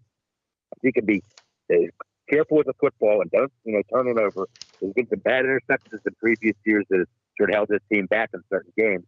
And if they can not have those turnovers like they usually have when things go bad, they have a chance this year. And The Pitt has a great tradition of winning football. Like you said, going back to Dan Marino and Tony Dorsey and Johnny Majors. But my goodness, that was almost 50 years ago in some cases. This is 2021. I think Pat Narduzzi wants to make his own this week, and he has a chance to do it this year. I'm glad you brought up the 19-to-1 touchdown to interception ratio, because he had 13-9 last year, 13-9 the year before. Right. So he really has. That's an amazing jump one way and also a decline the other. Kind of like Joe Burrow a little bit. Joe Burrow was. Yeah. Burrow threw 60, I think, is his last year, didn't he? Or they won the national championship, something like that. Kenny's not going to throw 60. But the fact that his high watermark before this season was 13, he's already at 19 after only 5 games, really says something. But the critics are going to come out and say, well, he's played UMass. Okay, that was a big win. He played New Hampshire, an FCS team. That was a big win with a lot of yards and a lot of points. They lost to a MAC team. They beat Georgia Tech and Tennessee. But a lot of the critics are yawning about that. Let's see them beat somebody good. So Virginia Tech is their next opponent, and we'll see what happens tomorrow night when Virginia Tech plays Notre Dame down there in Blacksburg. If Virginia Tech wins that game, Virginia Tech will be probably ranked, and to give Pitt a chance to really get itself a big marquee victory, to get down there and win. But it's tough to win down there. They went only 2 years ago. They went down there to play Virginia Tech and lost 28-0. It's hard to believe it. Only 2 years ago, Pitt was getting shut out, and now they're averaging 50 points a game. But a lot of that credit, guys, I believe, in my opinion, goes to Mark Whipple, the offensive coordinator. Is in his 3rd year. He has a lot of NFL contact, a lot of NFL ideas, and he's been great for Kenny Pickett. They've been together for 3 years. And anytime you can have that kind of continuity with your quarterback and your quarterback coach and your offensive coordinator, I think Pickett thinks like Whipple because they've been together for so long. I think that really helps. And one of the things that people have been criticizing Mark Whipple for is having Kenny come. If you watch the game, Kenny comes over to the sideline to get the call from Mark Whipple. They don't use any signs or anything like that, or guards coming in and out. He walks over to the sideline and he gets a little tip. Besides the play call, he gets a little tip from Whipple, and that's something that a lot of Pittsburgh fans have criticized Whipple for, but it's worked. It's working this year because he's good.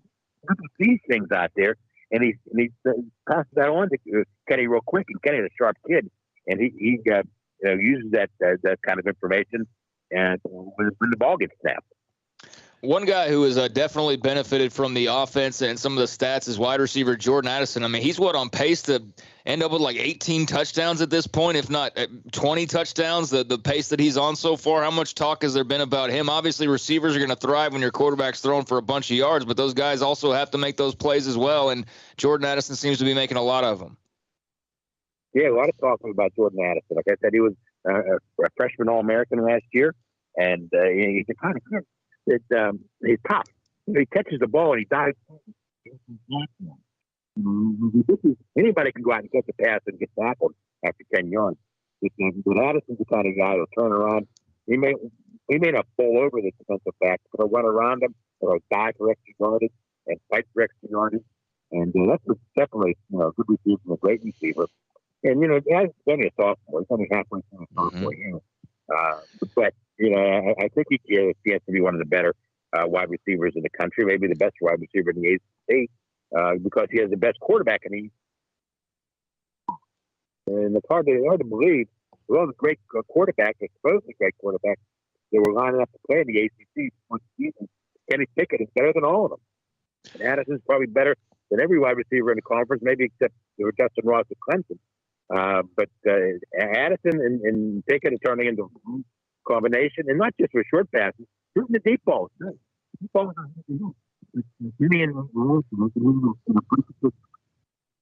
One more thing, Jerry, and I think we lost you there for a second.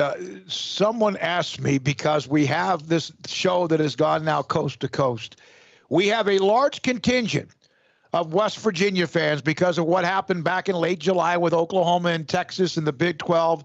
And one of them asked me, how do you feel about West Virginia as a guy who covers Pitt? Well, I've covered a few games down there in Morgantown, and let's say down there. I've covered a few games in Morgantown, and I've a lot of respect for Neil Brown. I think he's a very good coach, and and about a pretty average team. But they beat Virginia Tech, didn't they? I think they beat them early in the season, and they almost beat Oklahoma. So yeah, I think there's an opportunity of West Virginia to be very good.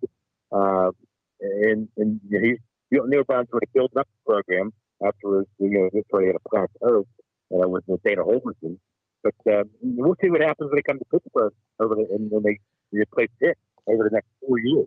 Starting next year, 2022, the backyard brawl returns to football for the first time since, I believe, 2011 was the last time those two teams played. They used to play every year. Now they're in separate conferences. They don't play at all. But they have a 4-game series starting next year. It'll be very interesting to see what happens. The next year's 15 is going to go a lot different than this year's 15. Yep, that'd be good to see that renewed as well. Thank you very much, Jerry. Appreciate your time on Kenny Pickett, Pitt Panthers, Narduzzi, and what they're doing. In fact, Craig, from Chris, Craig, you nailed it. Addison is amazing. Not a wide receiver at Pitt. Anything like that since Larry Fitzgerald. Yeah, I'll never forget going to College Station.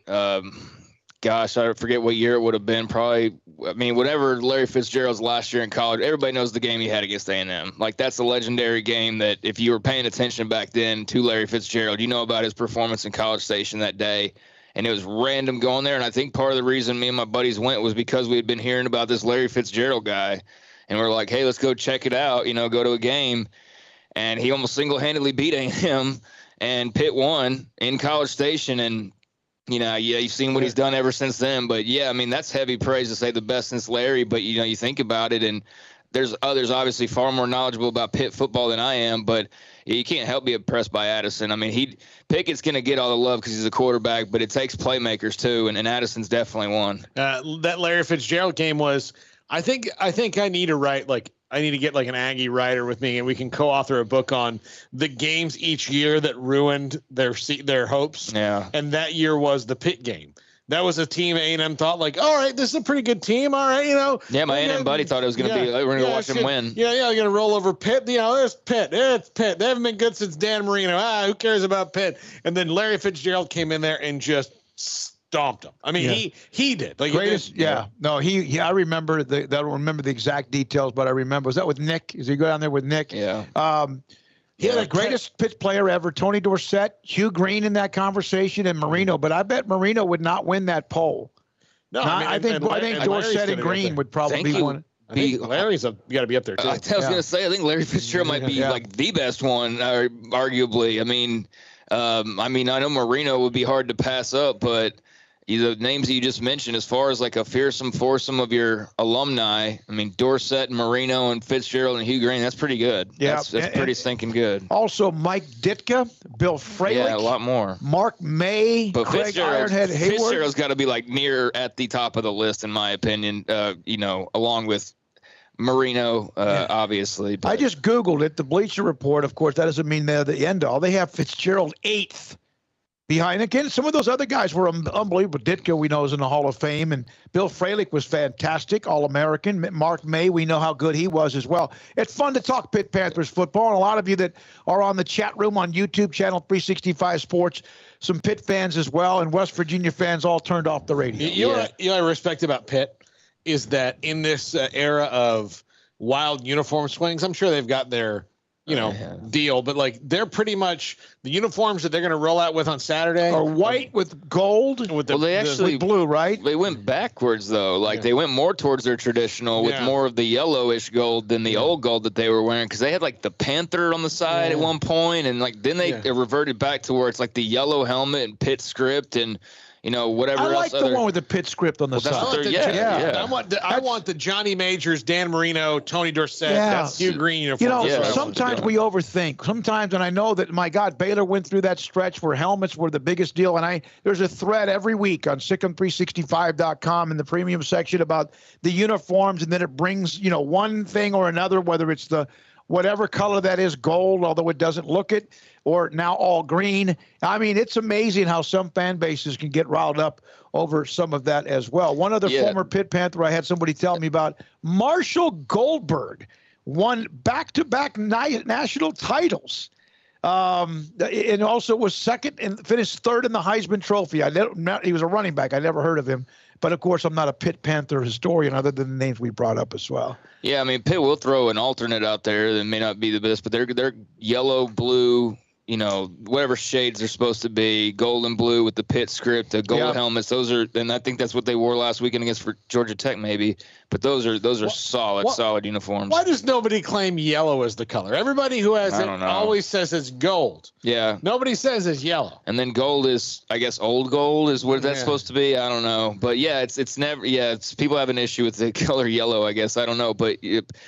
Pitt's an interesting team. I will say, he had kind of that caveat in there of, starting off but haven't really beat anybody, and starting off but haven't been able to finish. And then he reels off that schedule, and you're like, well, no wonder not everybody's like celebrating a playoff berth yet, because there's a long way to go for Pitt. But great start with Pickett and Addison and others. You'll always have a chance to score some points, but I mean, we're about to see for real coming up over the next few weeks, and it'll be put up or shut up or whatever. But good to have some conversation about them. When we come back, it's 4:39. We will check in with Travis Johnson.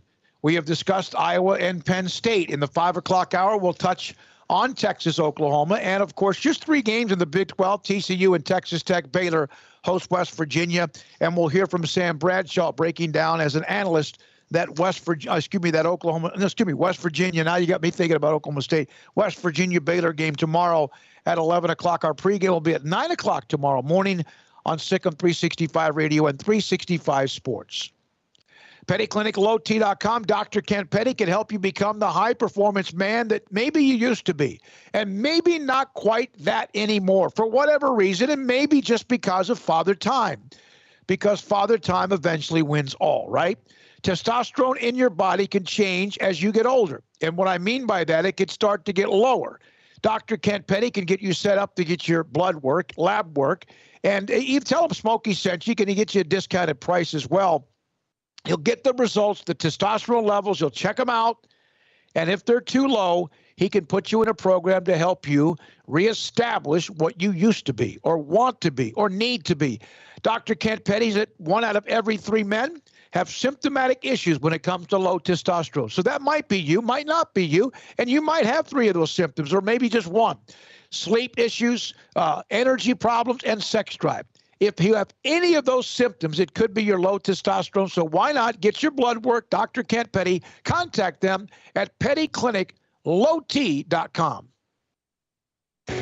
The bad news. Computer chip shortages have negatively affected all vehicle inventory worldwide. The good news is General Motors just announced they are restarting production and will release a steady flow of vehicles through the fall. Cars and trucks are coming. Now is the time to contact Richard Carr and get your name on a new Buick, GMC, or Cadillac as they are being shipped. Get your name on our first in line priority list and you can get your car trucked first as they arrive. If you need a pickup, get the best. Get a Sierra from Richard Carr. The ideal combination of power and strength combined with refinement and luxury makes Sierra the best truck on the road. If you want a roomy SUV, consider Buick. The Buick lineup of SUVs offer the size and versatility to fit every lifestyle. Or maybe you want the ultimate combination of sophistication and power of a new Cadillac XT6 or Escalade. With dozens of lenders, we say yes when others say no. 100% credit approval is always the goal. Go online or come by for a test drive today. Richard Carr is your local hometown dealership. Give Richard Carr Motors a chance to earn your business, and they are owned, operated, and run by loyal and proud Baylor Bears. At Richard Carr, we build you more. Waco Regional Tennis and Fitness continues to add more weapons to your getting or staying in shape arsenal with 8 brand new treadmills ready for you to run or walk a mile or 2 or 10. And with the explosion of interest in pickleball with instructors Joe Rosa and Jody Thurman with more courts available. Waco Regional Tennis and Fitness with large flat screens stretched across the weight room with Wi-Fi available, their own app to enjoy news, business, weather, or sports. Everywhere you look, there's energy, passion, and commitment. New touchless water fountains outside of each locker room, and all the locker rooms with showers, sauna, and whirlpool. Upgraded PA systems throughout the world-class tennis courts with a youth academy led by pro Britt Coleman. Fitness and tennis merchandise available and a tanning bed. I promise you'll look and feel better. You just need to walk through the front door. Waco Regional Tennis and Fitness with personal trainers Christy London and Randall Corley. 40-plus group exercise classes, including twice-a-week boot camp. It's time to react today, not tomorrow. Waco Regional Tennis and Fitness on Lake Shore Drive in Waco.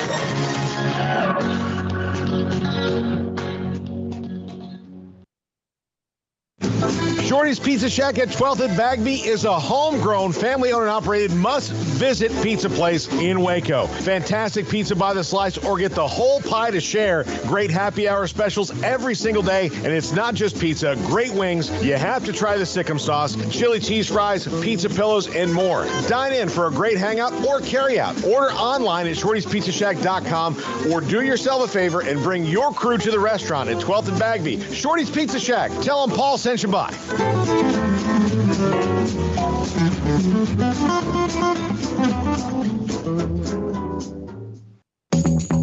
Since its inception, Pickup Outfitters has remained politically neutral. We love trucks of every persuasion, not just red and blue ones. But people keep asking us where we stand, and for this one time, we're going to break our neutrality. We oppose any government intervention or legislation to end truck nudity. We believe in the American right to drive nude vehicles. We think it's disgusting. We fight it every place we can, and we want to end it, but we want to end it the right way, peaceably. Therefore, we call on Congress and President Biden to respect the rights of truck owners. Our founding fathers didn't own a truck, but if they did, I bet they would have put a bed cover and running boards on their truck. The right to keep and bear your truck the way you want is fundamental to the fabric of this nation, and we believe in that right. So we urge you to come and take it at Pickup Outfitters, 220 Lake Erie Drive in Waco. On the web at createacommotion.com. Don's Humidor, your home with a 48-foot walk-in humidor with the elite cigar brands from around the world, including the #1 cigar of the year, Aging Room Cuatro Nicaragua. Plus, they have the great brands like Macanudo and Artur Fuente, Rocky Patel, Aston, and so much more. CBD, great for sore muscles, aches and pains, sleep, Vita Dreams, and anxiety, mild depression, general health and wellness. Their staff very knowledgeable on the subject. If anyone is curious about CBD, ask Carol and Ashley. Don's Humidor in the Townwest Shopping Center off Valley Mills in Waco. Welcome back to Sikkim 365 Radio. Are you a Sikkim 365 super fan? Then try out our premium subscriptions at Sikkim365.com. All right, here we go. This 4 o'clock hour winding down quickly. We have dropped in on Auburn with Justin Hawkinson of On3Sports.com. Grayson Grundhafer on Baylor recruiting this weekend, hosting West Virginia. Jerry DePaula on Pitt and Kenny Pickett. And Travis Johnson, Associated Press, joins us again on Sikkim 365 Radio, 365 Sports, Penn State and Iowa. Travis, man, 3-4 this weekend. How much fun has this week been leading up to what in Iowa they're calling maybe their biggest game of all time? Yeah, I haven't seen it billed as that, but I mean, I can believe it. Certainly, I know they get a rowdy crowd out there, and I've never been to Kinnick Stadium. It's the one Big Ten stadium I've never been to, but I've covered enough college wrestling to know that the Iowa fans they get pretty rowdy. So I think there's been a lot of excitement here. I think Penn State players, I kind of got a little bit of a sense from them being on some calls with them this week that they're ready to hit the road. They've been at home here every game except for the opener at Wisconsin, and I think they're ready to see if they can go on the road to a place that's been tough for them to play, in the past, and get it done. Do you expect this game to be kind of a defensive rock fight, or do you expect maybe some offensive bursts that maybe the rest of the country doesn't expect? Yeah, that's a good question. I kind of am leaning toward it maybe being more of a defensive game, but it's tough to it's tough to as soon as I say that it's going to be like 60 to 59 or something like that. I don't even know if I guess that's a possible score, but I think I watched a little bit of I watched the entire game that these two teams played last year, and it was obviously a much different atmosphere, empty Beaver Stadium. It's, a lot of those games last year kind of had the air of almost a glorified scrimmage. It was really kind of hollow feeling. But I think, if Iowa can use its play action like it did last year against Penn State and open up those big chunks down the middle, we could see what you were just saying there. We could see a big offensive game. Penn State's offense certainly can put up big plays in the passing game. I know they're looking for a little bit more from their running game, but I know that's something that James Franklin and Penn State's defense were really concerned about, being prepared for the potential for a game to get into that, that territory of both offenses maybe start to click if they can get certain things running for them. But it's hard to say. It's hard to say, man.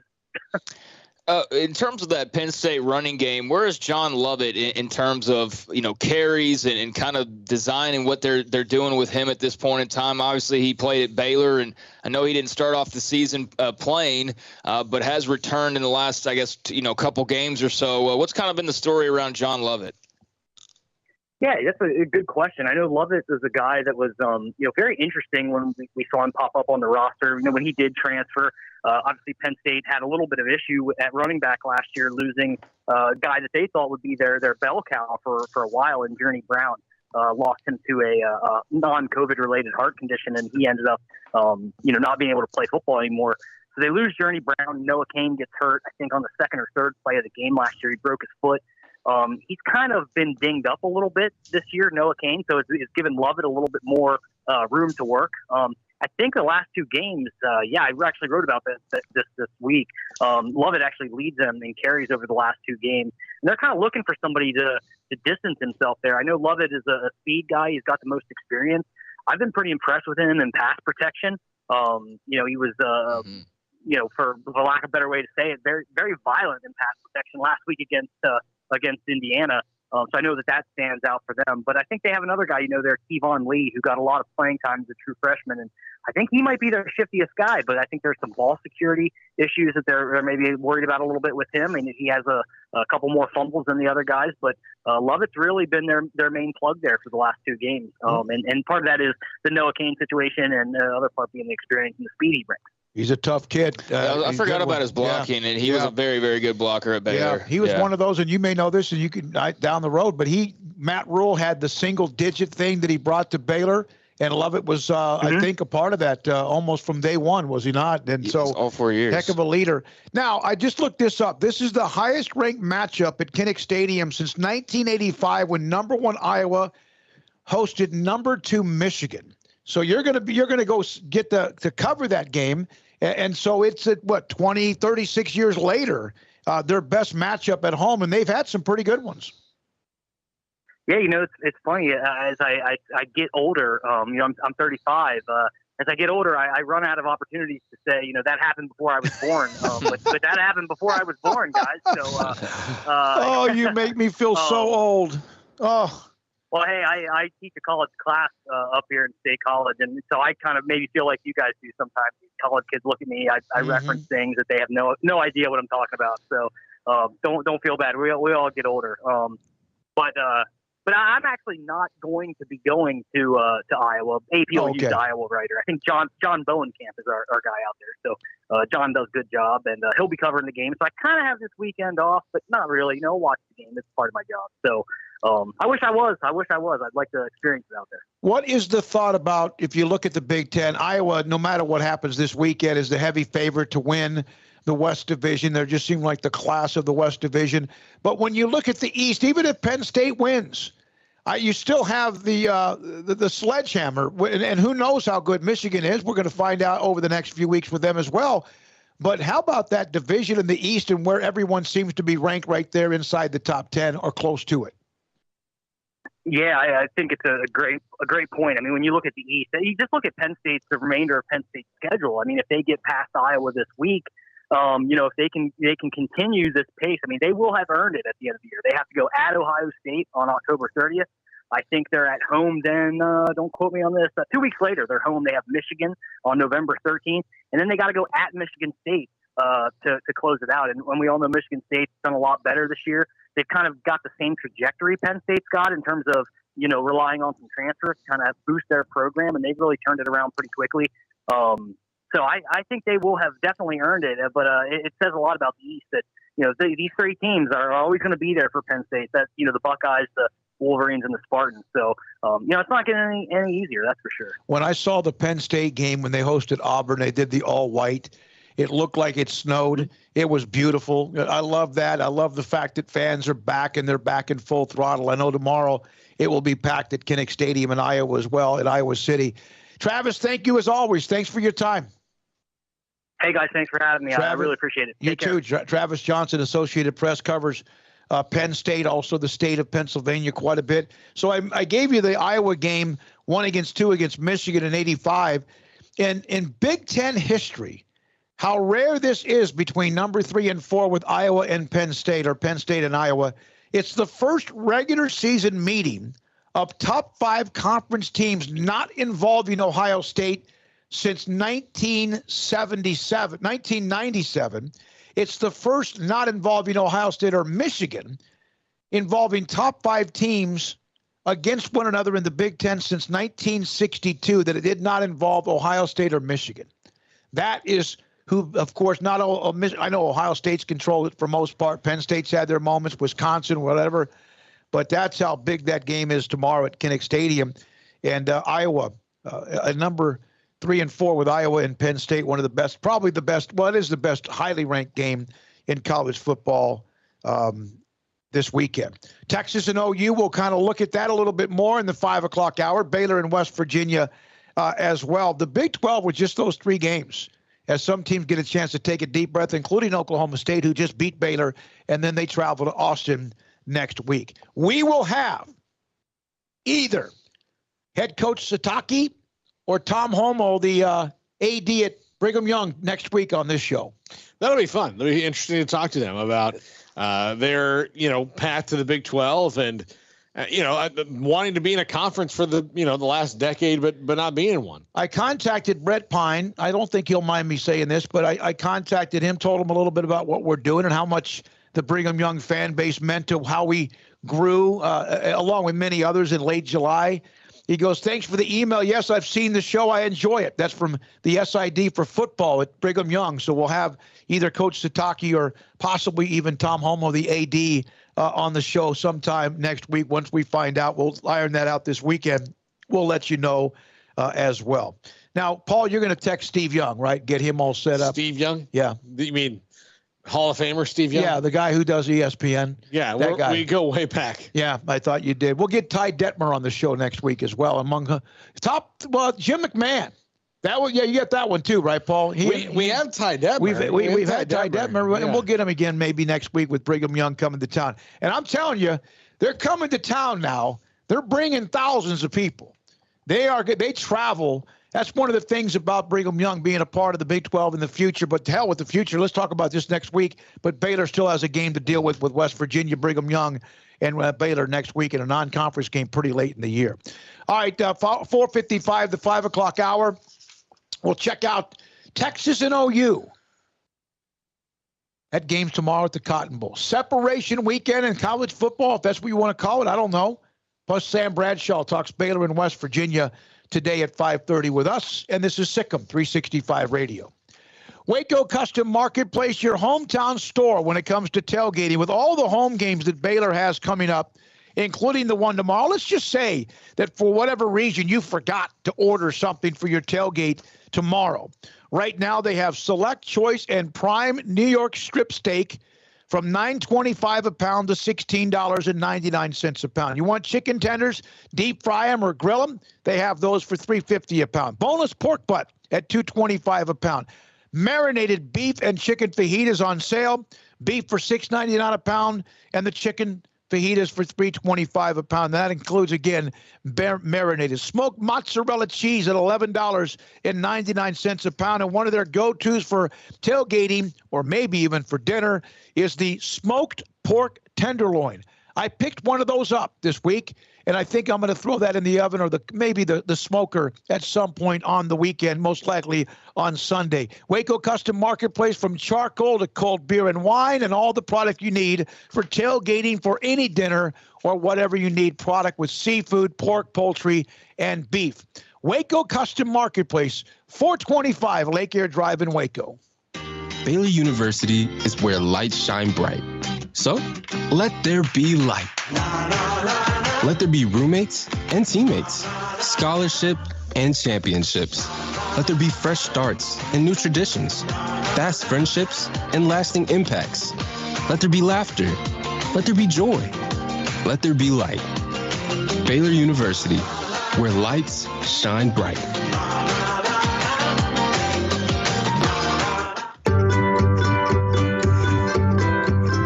You want to know why Stonewood Dental is so successful? Listen to what happy customers have to say. pleasant. It's different than any other dentist office. I really feel like they care. And it's not that you're here for 2 hours waiting on someone to take care of you. It's quick and easy, and I bring my kids, and my kids love being here too. They really love the treasure box. Staff is really nice and accommodating, real friendly. You feel more like home. It's not sterile looking. Everybody has their own personalized rooms with decorations and decor, and they'll even have a blanket for you when it's cold. I've recommended people to actually come here, and they are patients now. I really love it here. It feels like family.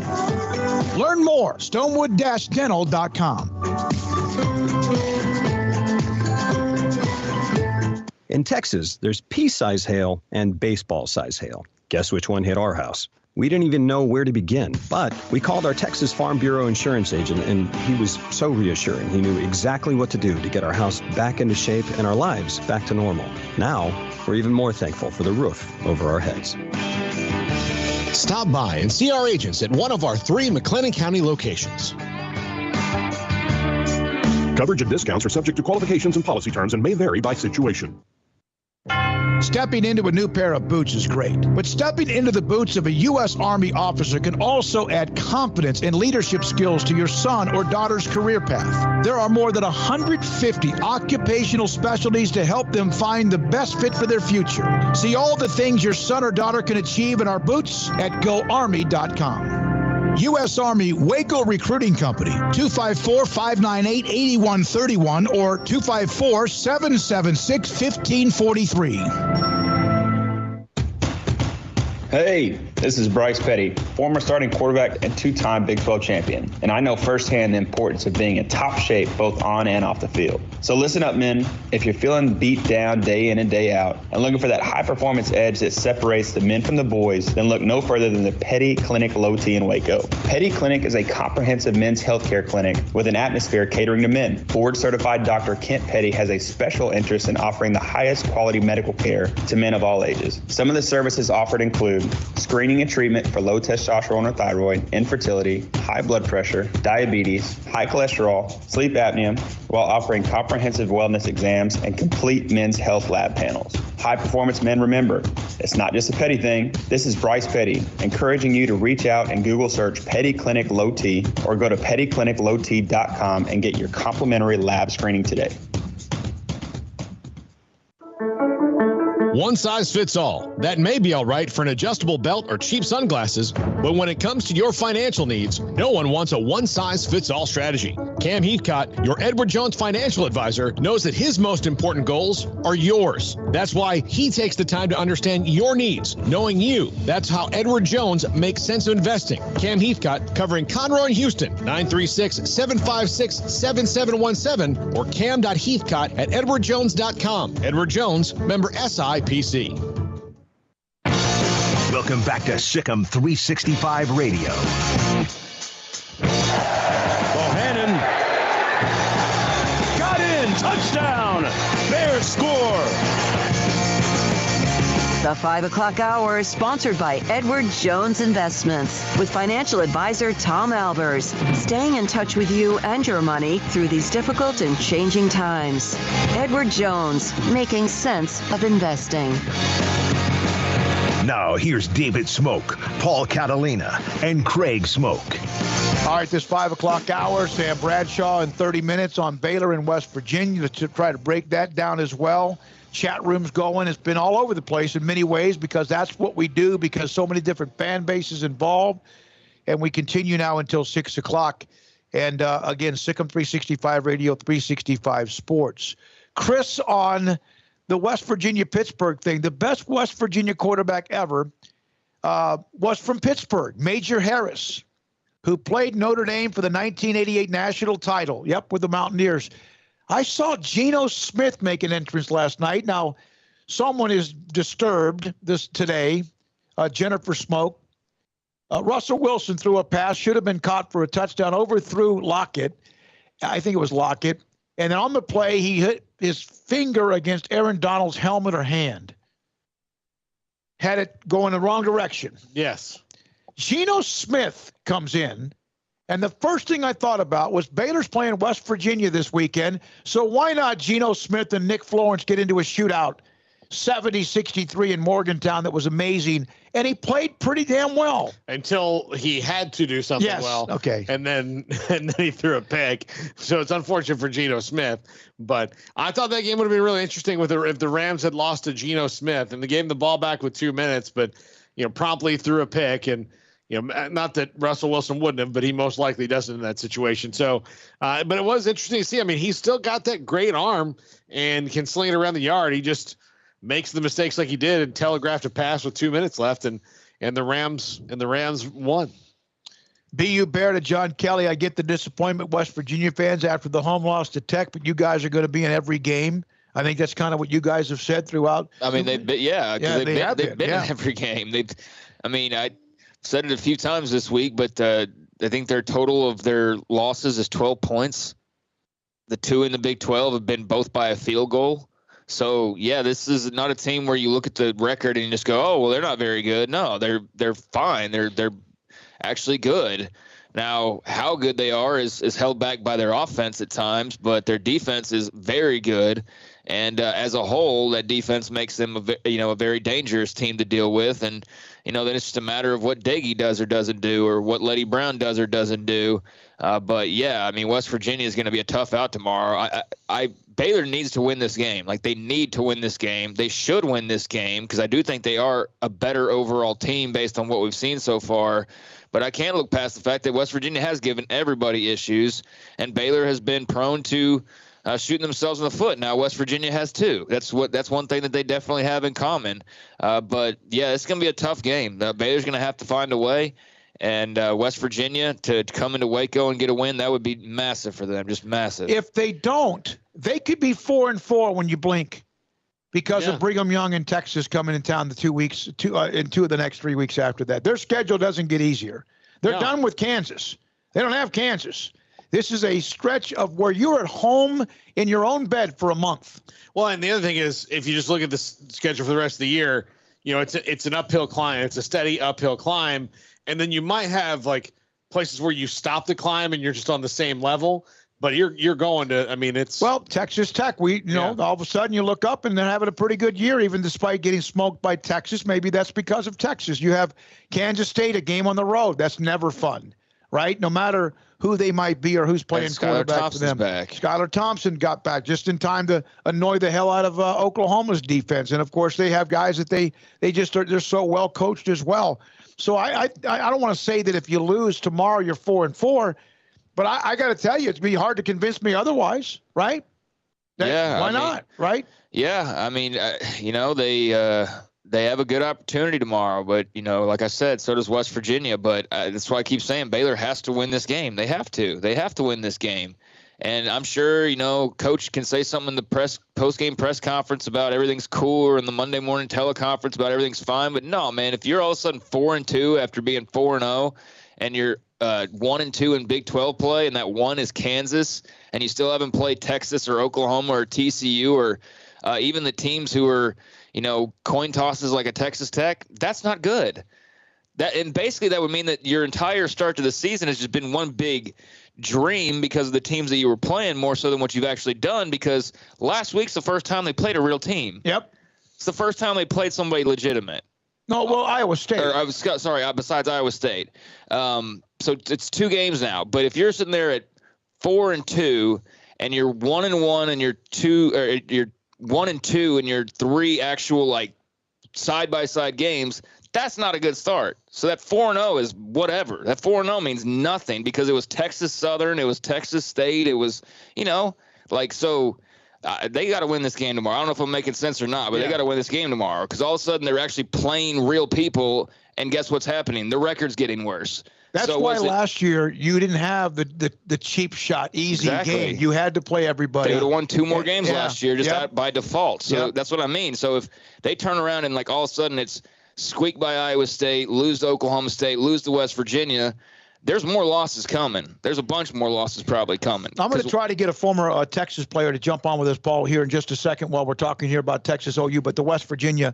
Now you're talking about Texas OU. But I said we would in the 5 o'clock hours. We want to stick to that as well. I asked for predictions on that, Chris. Says Oklahoma by a field goal. Okay. Oklahoma wins ugly against Texas. They'll take that. They'll be undefeated, and everyone's still looking at them. Well, they don't look good. I'll take that every day of the week. I'd love that. I think either team will take a win however it comes. Yeah. I mean, I don't think I think however you win, ugly, hideous, pretty, whatever. I mean, who cares? Just win the football game. I mean, that's the biggest thing.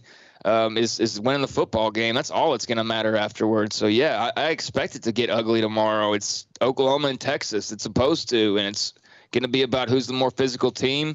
And right now, I don't know who to expect that to be, quite frankly. Yeah, I don't know. I mean, I still think Oklahoma's defense is really good. I just I don't like the way they just don't seem to be able to finish a tackle.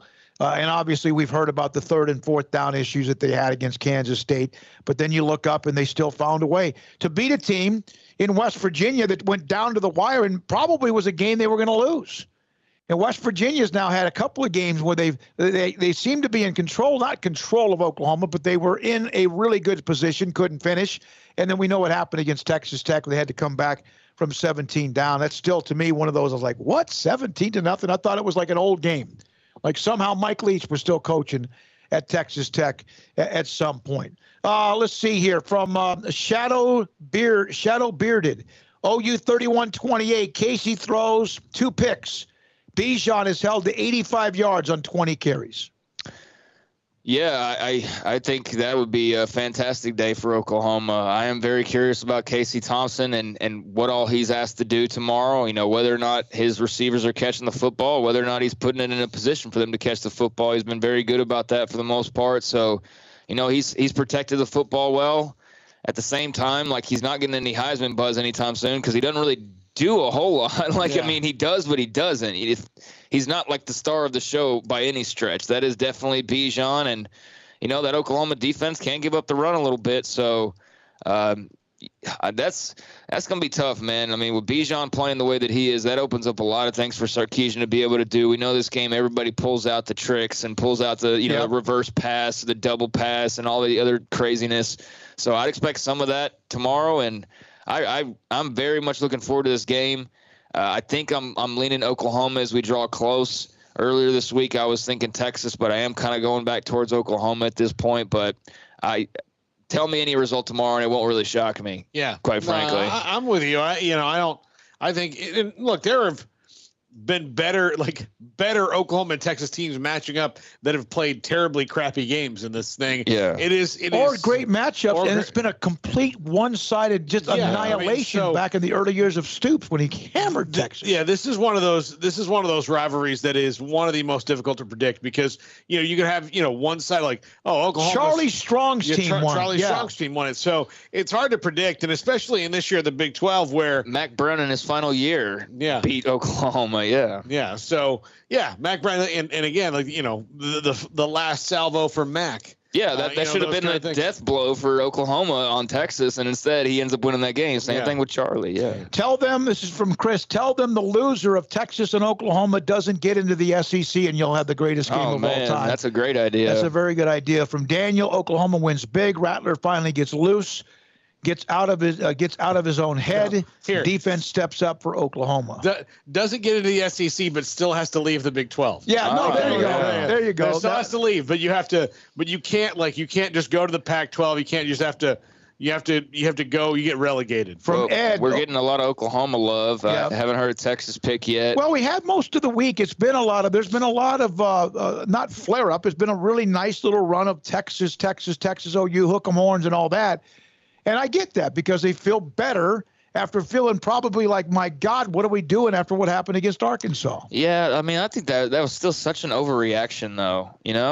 I mean, I guess at the time maybe you didn't think Arkansas was that good because we didn't see, another couple of weeks worth of evidence or whatever. But I mean that's the thing about those early season losses, man. If you got a pretty good team, you can overcome those. And so Texas has been able to show, like, with the weakening of the schedule since that point of, hey, you lost that game. Okay, so what? Arkansas is pretty good. Get back to playing, and that's what they've done. And now that's why it makes it such a puzzling game tomorrow is because they have looked pretty good for the last couple of weeks as opposed to just floundering and, letting Arkansas sink them further. So if anything, maybe that game just kind of I don't know that it woke them up because they were playing well going in, but if anything, maybe that game was just a little bit of an outlier in terms of, where they actually were or are as opposed to how bad that looked. Listen, there are teams that early in the year, even though it doesn't sometimes make sense, and Arkansas grilled them.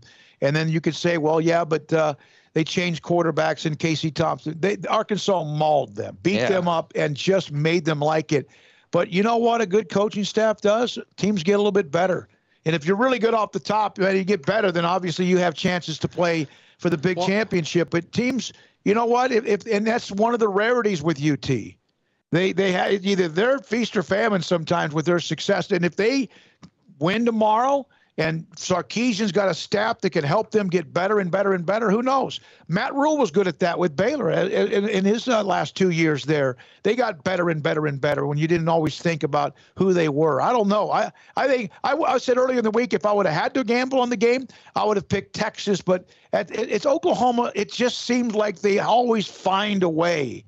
Not just against Texas, but against the Big. Would you guys put anyone in the Big 12 capable of running the table this year? No, I said that in the top five. I don't think I think it's going to happen. I think there's going to be an undefeated team. I think somebody's going to jump up and bite everybody. And then, for Texas early on, the quarterback battle or whatever you want to call it that occurred between Hudson Card and Casey Thompson, where Steve Sarkisian himself had to force himself into being confident in those guys. He was very tepid about who the starter was. And when he named Hudson Card, it wasn't like Hudson Card's my guy. It was like, well, Hudson Card, but Casey Thompson's going to play. So maybe Casey Thompson needed that boost of being benched, of not being the guy. Maybe that woke him up, or maybe just the idea of Steve Sarkisian saw it in practice against Arkansas of the offense he wanted to run wasn't possible with Hudson Card, and it is with Casey Thompson, and then he changes. Bob Williams says Texas by 2 scores. There's another one now, Texas by 10.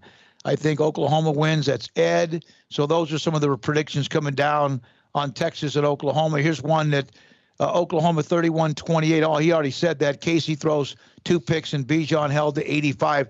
Let's see.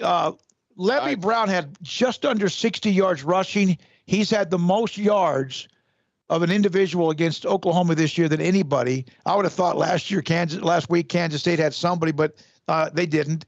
Bijan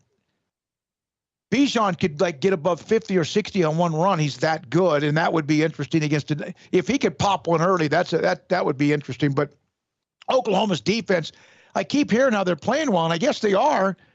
And it's all the attention's on the offense not being explosive. Well, that's what they've been known for. Well, that's what Oklahoma State was known for, but they're not anymore. And neither is Baylor. And I'm not trying to put Baylor in the conversation with Oklahoma. It's just how things have changed in the conference. Yeah, I mean, like we've been saying it all week long there for the entire season, really, that the Big 12 is not at all what it used to be. I think that's pretty clear at this point that there are no great just offensive teams, left and right everywhere you look in the conference anymore. They've all pretty much switched to defense at this point. And,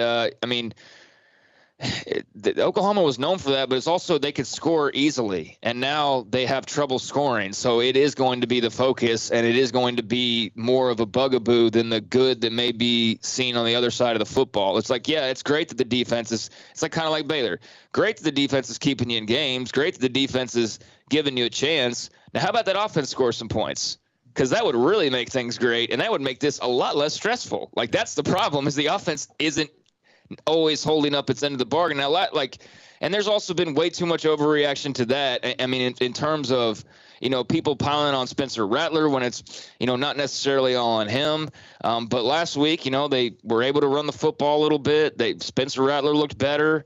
I don't think Texas has the defense that they've got really good players, and they've definitely got some guys that can be disrupted tomorrow. But they don't have a defense that's so scary right now that you go oh man, Oklahoma's screwed. Yeah, their defense forced some turnovers that helped them beat TCU. Yes. They had a couple of critical, big-time plays. But they gave up yards. But they gave up a lot of yards to Tech on those on some of those deep throws, and they got Overshown, who's really good, and a couple of other guys that are really good. What's the name? The safety that's always getting attention, although sometimes he's hit and miss. Was it Foster? That makes plays as well. They have the guys that when you look them get off the bus and the way they look, but They're blowing Texas Tech out every time Texas Tech got the ball back. They threw a 65-yard touchdown pass. That's not a good defense when you do that. They were against TCU. They forced turnovers, and that makes up for the fact they give up too many big plays. So I said all that to say that I think Oklahoma can do well offensively tomorrow. But if they don't, once again, then that's halfway through the season where your offense hasn't looked good at that point. Yeah. So they do have an opportunity. It's not like they're facing – who's the best defense? It's not like they're facing Georgia tomorrow. Yeah. Like, they can score points on Texas defense. If they don't, then that's just more of a problem getting to be a bigger problem. And at this point, you're halfway through, and it's like, well, can it get better halfway through the season, or could it possibly get better enough to matter in the long run? I don't know, but there's going to be a lot of interesting takes to come out of that Oklahoma-Texas game for sure. And I think the matchup I'm the most fascinated by is just the coaches, like Sarkisian and Riley, their offenses. Sarkisian against OU's defense and Alex Grinch.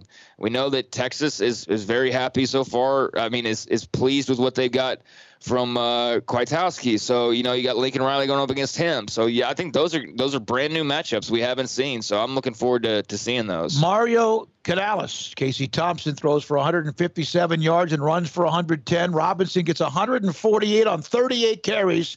Wow. And Texas wins 38-34. If Thompson does all that, and so does Bijan, and they only win by 4, that means they would have had – Oklahoma was limited. That's one of the things that's happened that are limited to possession. Well, it would also mean that Oklahoma gives up like 400 yards rushing, which is probably the game plan for Texas for sure. Yeah, but, man, that'd be a terrible day of defense. I don't know if he's gonna feed Bijan 35 times again. Well, because Gary Patterson will get on the phone with him. Yeah, but, I just don't think that's probably what one thing about this rivalry, and it doesn't mean every year, but at time there was a stretch, especially in the 80s, and I know that's 30 years ago, and some of you weren't even born. There was a run there when the young star blue chip running backs had their moments. Marcus Dupree, Edwin Simmons, you saw them explode in that game. Remember Adrian Peterson, Craig, you and I were there. His first time to ever play Oklahoma, almost went 90-something. On his first carry, went about 50. The young phenom-type running backs have had their moments in this game. Is it going to be the big plays of Texas or the methodical, just kind of what they do with their running game with Kennedy Brooks and getting Gray out in the passing game will be interesting to watch tomorrow, Texas and Oklahoma. So let's see. Still, it's kind of back and forth right now. It's kind of back and forth on who people. Johnny Hall, hook 'em. Thank you, Johnny. Appreciate that.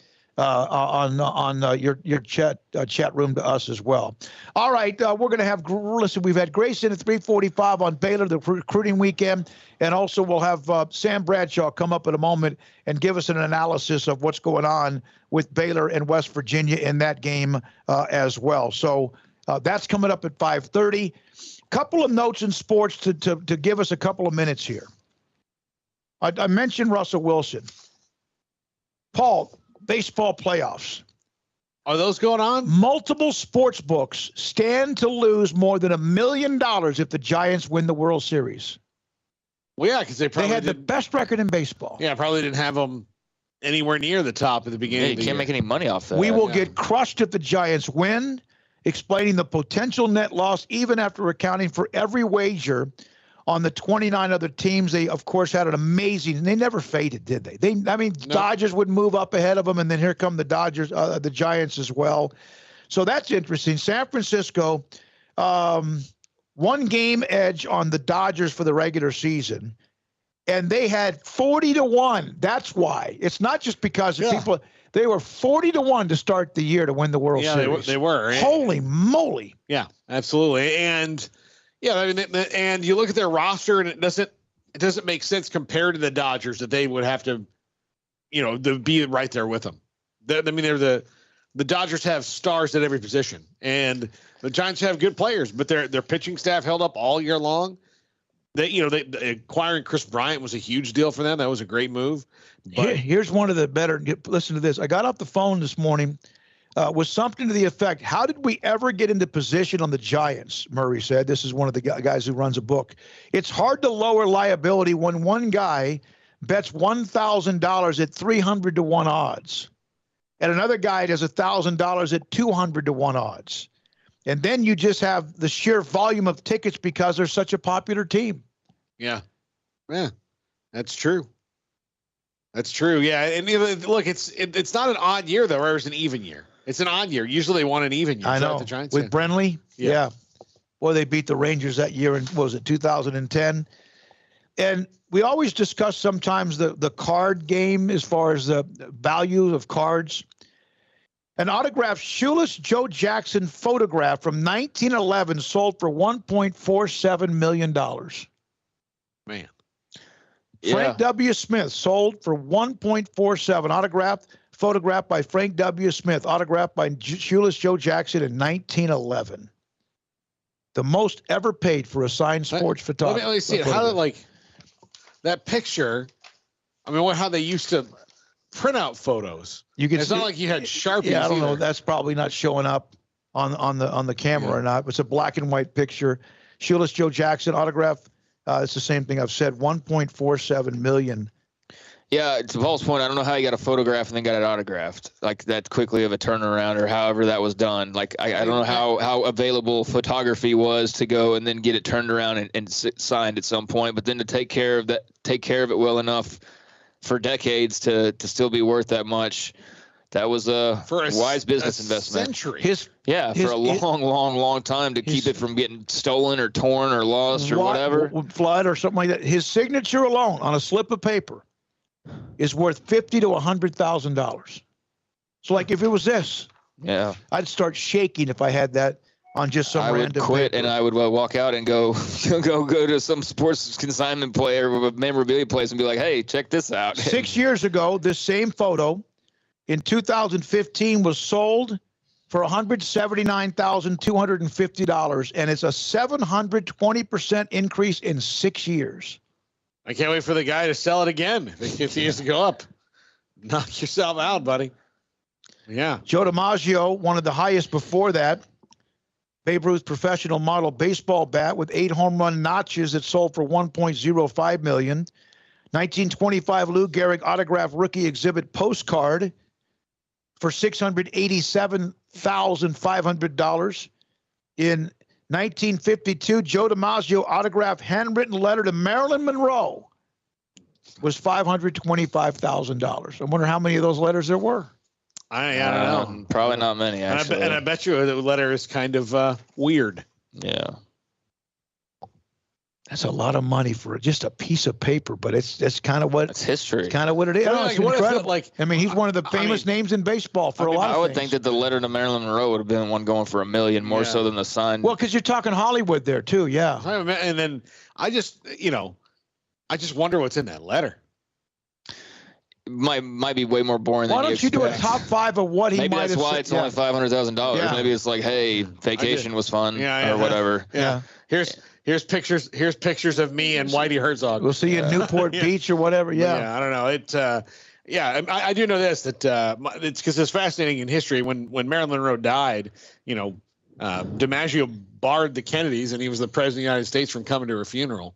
Yeah. Here's from Gregory Krug. Shoeless Joe only signed his name a few times in his lifetime, and that was usually on contracts, which is a completely different animal. Yeah. Of course, with whatever he was making back in the day. Well, that's good information. Didn't know that about him. And I would imagine he probably.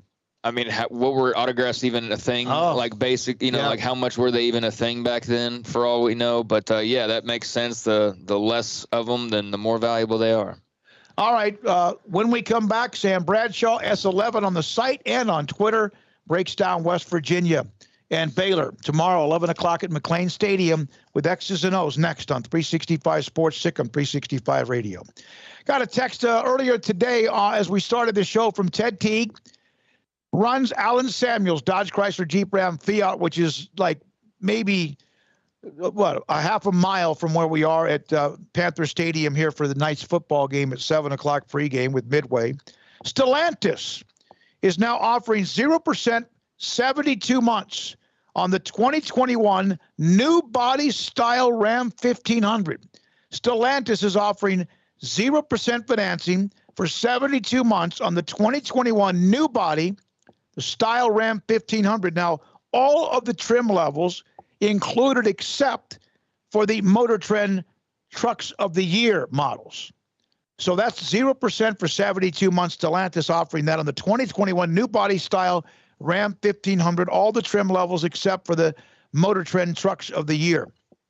That's going on at Allen Samuels, Dodge, Chrysler, Jeep, Ram, Fiat. Prestigious J.D. Power's initial quality study includes the Dodge brand finished second to Ram. 2021 Jeep Gladiator, first among all mid-sized trucks. Motor Trend Truck of the Year, Ram, back-to-back years. And, of course, again, they are first in the prestigious J.D. Powers awards and winners. Quality and Ram Power Days, Allen Samuels, Dodge, Chrysler, Jeep, Ram, Fiat, Loop 340 east of 84 in Waco. Come by. Let's be friends. With so many companies and policies out there, it gets so confusing shopping for insurance, and I never know if I'm getting the policy that's right for me. Luckily, I met the team at the Niche Group Insurance Agency. With the Niche Group, you can go to one company and get access to coverage options from many insurance carriers, and you get to speak to a real person about your specific coverage needs. With the Niche Group, I know I'm getting the right coverage at the right price. If you need insurance, talk to the experts at the Niche Group at 1-800-258-8302. Baylor Scott and White, Southwest Sports Medicine and Orthopedics. The team physicians for Baylor Athletics, diagnosing and treating all sports-related injuries, including concussions. These specialists also provide orthopedic services for athletes and non-athletes alike, whether it's knee or shoulder pain, hand or wrist injury, orthopedic spine care, and even an arthritis and total joint clinic. Trust the doctors Baylor Athletics trusts. Baylor Scott and White, Southwest Sports Medicine and Orthopedics wants to get you back in the game. It's time for some high school football. Berg Colgan Ford proudly celebrates the Panthers, Cadets, Lions, and all the Central Texas football teams as they march their way through the season and down the field. Hi, I'm Mark Stewart with Berg Colgan Ford. We'd love to show you our Broncos, Raptors, and Mustangs. These vehicles are winners with their sporty options and designs. Nominate who you think deserves the Built Ford Tough Player of the Week at FordPlayerOfTheWeek.com. Visit us anytime at BKFord.com, making buying your next Ford simple at BK Ford. Born in Waco, Brotherwell Brewing exists to serve the Central Texas community with locally crafted beer of the highest quality. They want to bring Central Texas closer to the brewing experience so everyone can enjoy well-made beer as much as they do. For 2.5 years, they've been bringing high-quality beer to Central Texas at their location on Bridge Street in East Waco. Brotherwell Brewing believes in community and bringing people together to enjoy products made in their community. So for your game day, whether it's a tailgate or at home, stop by Brotherwell Brewing for high-quality craft beer made right here in Central Texas, 400 East Bridge Street, and check them out online at brotherwell.com. Boozers is the wedding ring store and more. If you're ready to get engaged or already married and want to upgrade your wife's ring for a special anniversary, Boozers is the place to go. With the largest selection of premier quality diamond engagement rings and wedding rings in Central Texas. They have 7 cases with over 300 styles of rings from top designers like Natalie Kay. Choose from yellow, white, or rose gold, plus beautiful top quality loose diamonds. With an in-house jewelry, they can also custom make anything you want. Bring in a picture or drawing and let Boozers create your one-of-a-kind pendant or ring. They can even use some of your old gold and diamond jewelry to create something new. At Boozers, you'll find a great selection of quality timepieces, and Boozers is the place for expert watch maintenance and repairs too. They specialize in expert Rolex watch repair for fine jewelry, watches, custom work, and more. Go to Boozers on Valley Mills and Lake Air Drive in Waco. Boozers, the wedding ring store and more. At Ideal MRI, we feel blessed to be part of the Waco community. We're a small family business here in Central Texas. At times like this, the cost of healthcare has never been more important. And unfortunately, significant illnesses and injuries still occur. And that's why Ideal MRI is open and here to serve you through this difficult time. So if you need an MRI, ask your doctor about Ideal MRI. You can schedule online in minutes at idealmri.com or call 833-IDEAL-MRI.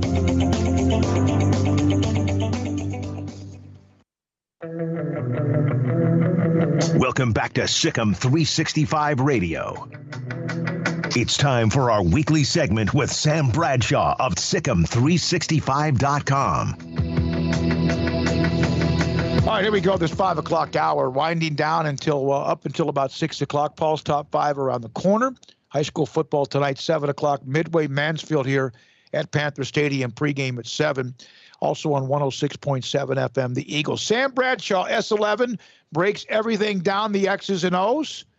Sam, is this going to be a turf war? similar to Oklahoma State or Oklahoma and West Virginia, same kind of style of game in your opinion? Thanks for having me on. And for the third year in a row, I think this is going to come down to a defensive battle between these teams. I think, much like we saw last year, both defensive lines should be having a bit of an advantage over the opposing offensive line. And from there, it's how well does the quarterback play and how do turnovers break. Sam, last week they could not get the ball going on the ground, save for a couple big pops by Abram Smith. Is the offensive line maybe getting exposed playing better teams, or what do you think was going on last week? Well, I think first and foremost, Jim Knowles and Oklahoma State had a great game plan. So I do think the level of competition is better, but at the same time, the level of competition was the exact same between the two halves against Iowa State. So it's not purely just talent. They were also doing some things you didn't adjust to very well. And what Oklahoma State was doing, they were putting basically everybody within 10 yards of the line of scrimmage. They were aggressively blitzing. They were aggressively playing man. They were aggressively doing a lot of different things in terms of their alignments. They had a few drives there where they had double A's and double C's, 2 guys in A gaps, 2 guys in C gaps to really mess with the double teams that the wide zone has. They put their linebackers at different depths. They did a number of things, but at the same time, you've got to be able to adjust. And there were some times where Bohannon needed to let it rip. They had some shallow crossing routes that he was late on and he got sacked on the play. They had a couple other things happening. He played pretty well. I mean, he protected the ball, but you could see him being a little cautious because he wasn't quite sure of how to handle it the first time he's been out there. And, the bullets are whizzing past you, and it's a little different seeing it on film versus being out there. And the first time he and this offensive line under the scheme have seen an opponent that good that is going to be that aggressive in terms of what schemes they're throwing at you. So, Sam, now there's a little bit of a blueprint on Baylor. How do they contend with teams that now know how to kind of attack them? Well, I don't know if it's necessarily a long-term blueprint. I think it's something that they can definitely adjust to, at least in terms of the macro sense of what they were schematically throwing at you. I think this offense can still be pretty good. They've got to be able to do enough to get them out of that look. They've got to be able to give them some room to operate, and you do that by incorporating the passing game. You do that by incorporating the screen game, and you've got to break some of your tendencies. Oklahoma State and to a certain extent Iowa State were all over the bootleg plays that Baylor likes to use that are very safe, very easy, and they were well schooled on it. They knew where to be, and they were there. You've got to be able to come up with some different depth, different route combinations while keeping it simple for your guys that can put those defenses into a bit of a bind where they're not able to quite as easily anticipate what you're going to do next.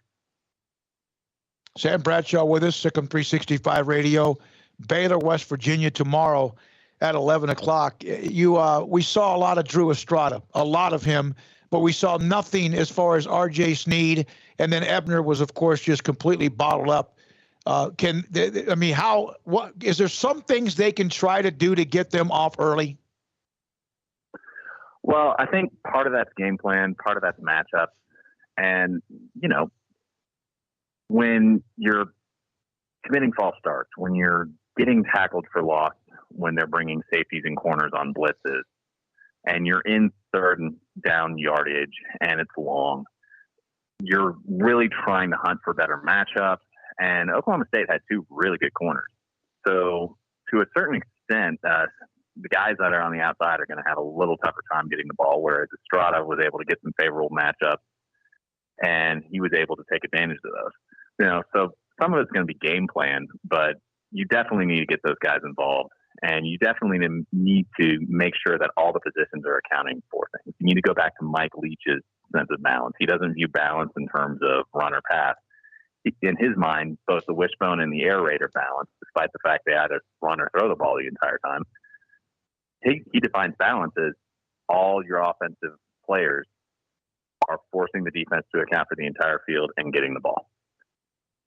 you need to get back to a little bit of that. You need to design plays to make sure that if somebody's not necessarily getting the ball, they're having to account for him in a way that opens somebody else up. And the base scheme is solid, but you've got 6 quarters worth of film of people making some pretty good adjustments to you. You need to come loaded for bear with some counters, or else you're going to see nothing but what you've seen recently. And they're going to keep doing it till you find an answer to it. Do you think that they're getting out schemed when they try to get those guys involved? Because, Treston Ebner not involved last week. Tyquan Thornton, kind of involved last week. RJ Sneed completely shut down. But after that, is it Josh Fleeks? Is it Drew Estrada? Who is not getting involved enough that they can get out there on the field and make plays? Well, I don't know if I necessarily say one individual. And to be fair, in the second half, that offense went from averaging like 14, 15 yards a drive to almost 30. They scored on 1/3 of their drives in the second half. They were able to move the ball a little bit better against that defense. So I don't really define it necessarily in terms of who do you need to get involved. It's more they're doing X. How do you beat them with Y? So in this case, if they're really playing tight coverage and they've got everybody within 10 yards of the line of scrimmage and they're blitzing, how can you use your quick passing game? How can you use some max protect? How can you use things like that in order to get the matchups you want and take advantage and get the ball out of Gary's hands so that while they're being aggressive, you can get those guys in the open field? Because the last thing any of these defensive coordinators want is a guy like Josh Fleeks or a guy like Treston Ebner in the open field. Sam, what do you think of the challenge or lack thereof in some cases the West Virginia offense has for Baylor? I mean, Jared Dagey can be a very up and down player. Letty Brown, Big 12 all-first team last year. Not having that type of a year this year. Not all on him either. The offensive line's got some holes. I mean, what are your thoughts on this West Virginia offense and the challenge they might pose? Well, this West Virginia team is very similar to the one you saw last fall. And, I mean, Letty Brown is still the outstanding back he was last year. Nobody was ever going to choose him to anchor a 4x100 relay among Big 12 running backs. But if you want somebody that on contact can run through tackles, can also be a viable pass blocker, can be a viable pass receiver, and just make plays for you, he's going to do it. And then beyond that, their receivers, for the most part, they've got a couple guys that can kind of move. I mean, Winston Wright certainly can move. But the rest of the receiving core, relative to the conference as a whole, they don't scare you about going 80 yards the way some of the other teams do. I mean, they can do it if they have the right angle, but, between that and between the quarterback rotation that they've had, and Dagey is not going to remind anyone of Dan Marino's arm strength, but he's a smart kid. Generally, he makes good decisions with the ball. He can stand in the pocket. He can buy some time. He's a decent quarterback. And, without the ability to kind of push defensive line around, they're missing a couple 2-3 starters off of last year's line. It's been kind of tough sledding for them, and I think that'll continue against Baylor. I mean, last fall, Baylor turned them over 3-4 times, and they limited that running game for the most part. I mean, they had a couple long runs. One was like on a 3rd and 26 when Baylor was playing coverage. But aside from that, they really didn't average all that much, and that was a Baylor defense that, due to COVID, they had 3 or 4 of their key D linemen out, 2 of their jack linebackers out. Like, it was pretty slim pickings. I mean, there were times when Ryan Miller, Braden Utley were in there when a lot of fans didn't expect to see them for the first half of the season at that time. It's been something where you're replacing some of those guys with Apu Ika. You're replacing a lot of that. And the guys that are returning, you've got them after another year of strength and conditioning. I don't think West Virginia is just going to be able to lean on them and get the kind of push they were able to get late in the game last fall. I think it's going to be tougher for them to do that. Now, I don't think Baylor's going to be able to turn them over 4 times again. But this West Virginia team has struggled to protect the ball in most of their games. They had an awful day of it against Maryland. to a certain degree, the Virginia Tech game, they had that game comfortably won, but they kept giving the ball away that the Hokies almost came back and beat them. I think Baylor's defense is going to make it tough on them. I think they'll get a couple key turnovers. I do think Baylor gets back on the winning side this week. I think West Virginia is a good team, and Neil Brown's doing a great job of long-term turning around.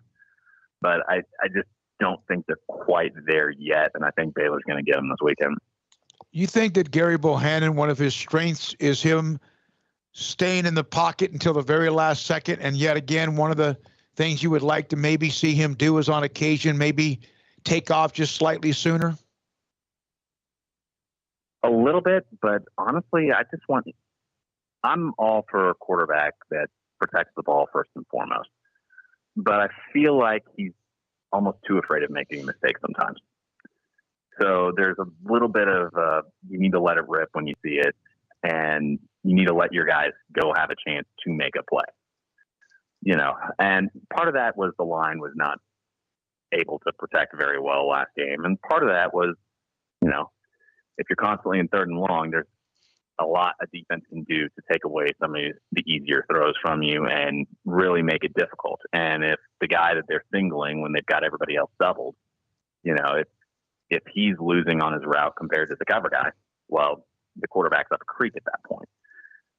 So it's not all on him, but, it's a quarterback getting his first significant starting snaps at the FBS level. And the first 3 power conference teams he's faced were Iowa State and Oklahoma State and now West Virginia, all of which are certainly in the top half of the defenses in the conference. So he's getting a bit of a trial by fire, and we're going to watch him grow. Thank you, Sam. Appreciate it. Sam Bradshaw, S11, breaks down the Baylor game coming up. And, of course, sometime over the weekend, he'll have something pretty quickly after the game and break down what happened. And you have Craig and his audio portions. Paul will have the post game tomorrow following Baylor, West Virginia. Then Brian Etheridge gets in there and does one of his, and Ashley the next day, and Colt, and golly, Grayson. It's filled with what happens and how people look at it as well over the weekend, and then head to the Brigham Young game coming up next weekend. All right, Astros won 9-4. Other game in the National League is just early on. Is that right, Paul? In the Major League Baseball, first game of part of the semifinals, so to speak. It's Atlanta, Milwaukee in the 7th, no score. Astros are rolling right by the White Sox. They won today 9-4. The Astros are taking apart a really good White Sox. No, they are. They are. And you know what? They've been kind of on a statement. And of course, last year had their season interrupted by the Rays, wasn't it, in the postseason, who won them to lose to the Dodgers in the World Series. When we come back, Paul Catalina's Top 5, Sikkim 365 Radio, and 365 Sports. Riverbend Liquor and Wine, Lakeshore Drive at North 19th Street here in Waco. A hidden gem. You've heard me talk about the craft beer all the time, about the walk-in fridge of the numerous types of craft beer rotated out through the season. Guess what? Right now it's Oktoberfest time. So that means Oktoberfest beers in the craft beer selection there at Riverbend Liquor and Wine. Plus high-end bourbons like Pinhook, Weller, Buffalo Trace, Brush Creek, Hotel, Garrison Brothers, Thomas S. More, Hooten Young, and Bardstown. Super, super high-end, very, very fancy bourbon, that Bardstown. They've got great customer service and a drive-through window. Honestly, it's like a NASCAR pit crew. They move you in and out so fast. Riverbend Liquor and Wine. Find out more on Facebook and Instagram. When it comes to me and my money, I know the way it should be. I need a partner I can count on. That's Genco and me. Refinance your vehicle today at Genco with rates as low as 1.69% for 48 months and have 90 days of no payments. Refinancing can lower your payment, so you pay less for your car. Apply online and get an additional 0.1% off our already low rate. Thank you, Genco. And don't forget, your vote counts. Vote today for your local school to win $1,500 with Genco's School Spirit Competition. For more information, go to gencofcu.org. Annual percentage rate subject to change without notice. Subject to credit approval, membership eligibility, and loan policies. NCUA Equal Housing Lender. They're people I trust. They treat me like family. My money, my future, my credit union. Genco. Grant Dideker, under the umbrella of Texas Farm Bureau Insurance, McLennan County agent. When you contact people about insurance, and people are hit up with it all the time, what do you tell them? What do you say? I know you say you educate, but Texas Farm Bureau Insurance is obviously successful for a lot of different reasons. It has hundreds of thousands. It's personal service. Okay. It's one-on-one service. Just yesterday, went to a client's house, met with the couple, went over all the coverages, and they said, wow, we've, never had this before. We've had this different insurance and that different insurance, but we've never had somebody actually come to the house and go over everything with us. And wow, we really appreciate that, especially this day and time where just a click of a button and you really don't know who you're dealing with. It's a different person you call every time you call that 800 number. You don't know who your agent is. Now they have a face with the name, and it's more personal service. Grant Dideker, Texas Farm Bureau Insurance, McLennan County agent. If someone wants to contact you, just straight on your cell phone? Yep, 254-265-0442. Grant Dideker, Texas Farm Bureau Insurance, a McLennan County agent. You know what would make this moment better? Pizza. Dough made from scratch and an Italian family sauce recipe pizza. 3 fresh signature cheeses making a melty blanket of perfection pizza. Like loads of premium toppings like crispy Old World pepperoni, savory Italian sausage, and fresh sliced veggies pizza. That's Marco's Pizza. Visit marcos.com and make any moment better. And with 4 locations in Waco, Belmead, China Spring, Woodway, and soon to open in Robinson. Marco's. Pizza lovers get it.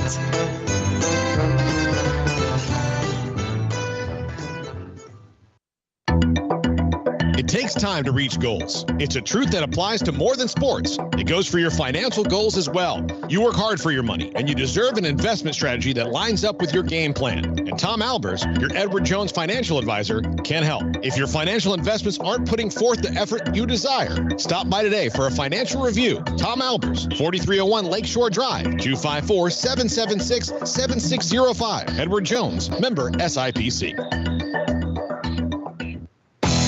Three Nations Brewing Company has 16 different beers on draft with a new beer every Friday. It also offers 2 air-conditioned tap rooms, a large indoor beer hall, a second-floor mezzanine offering a great overview of the brewing company and equipment and patio where you can relax under the shade. Plus, you can now experience the new Three Nations Beer Garden Grill on our shaded patio with socially distanced seating for your enjoyment. Grab a cold beer and enjoy a bite from our freshly prepared and delicious menu. Street tacos, quesadillas, freshly cooked burgers and dogs and veggie burgers too. State Fair tornado fries, nachos, and so much more, all prepared and cooked on site. So come visit the award-winning Three Nations Brewing Company on East Vandergrift off I-35 in Carrollton.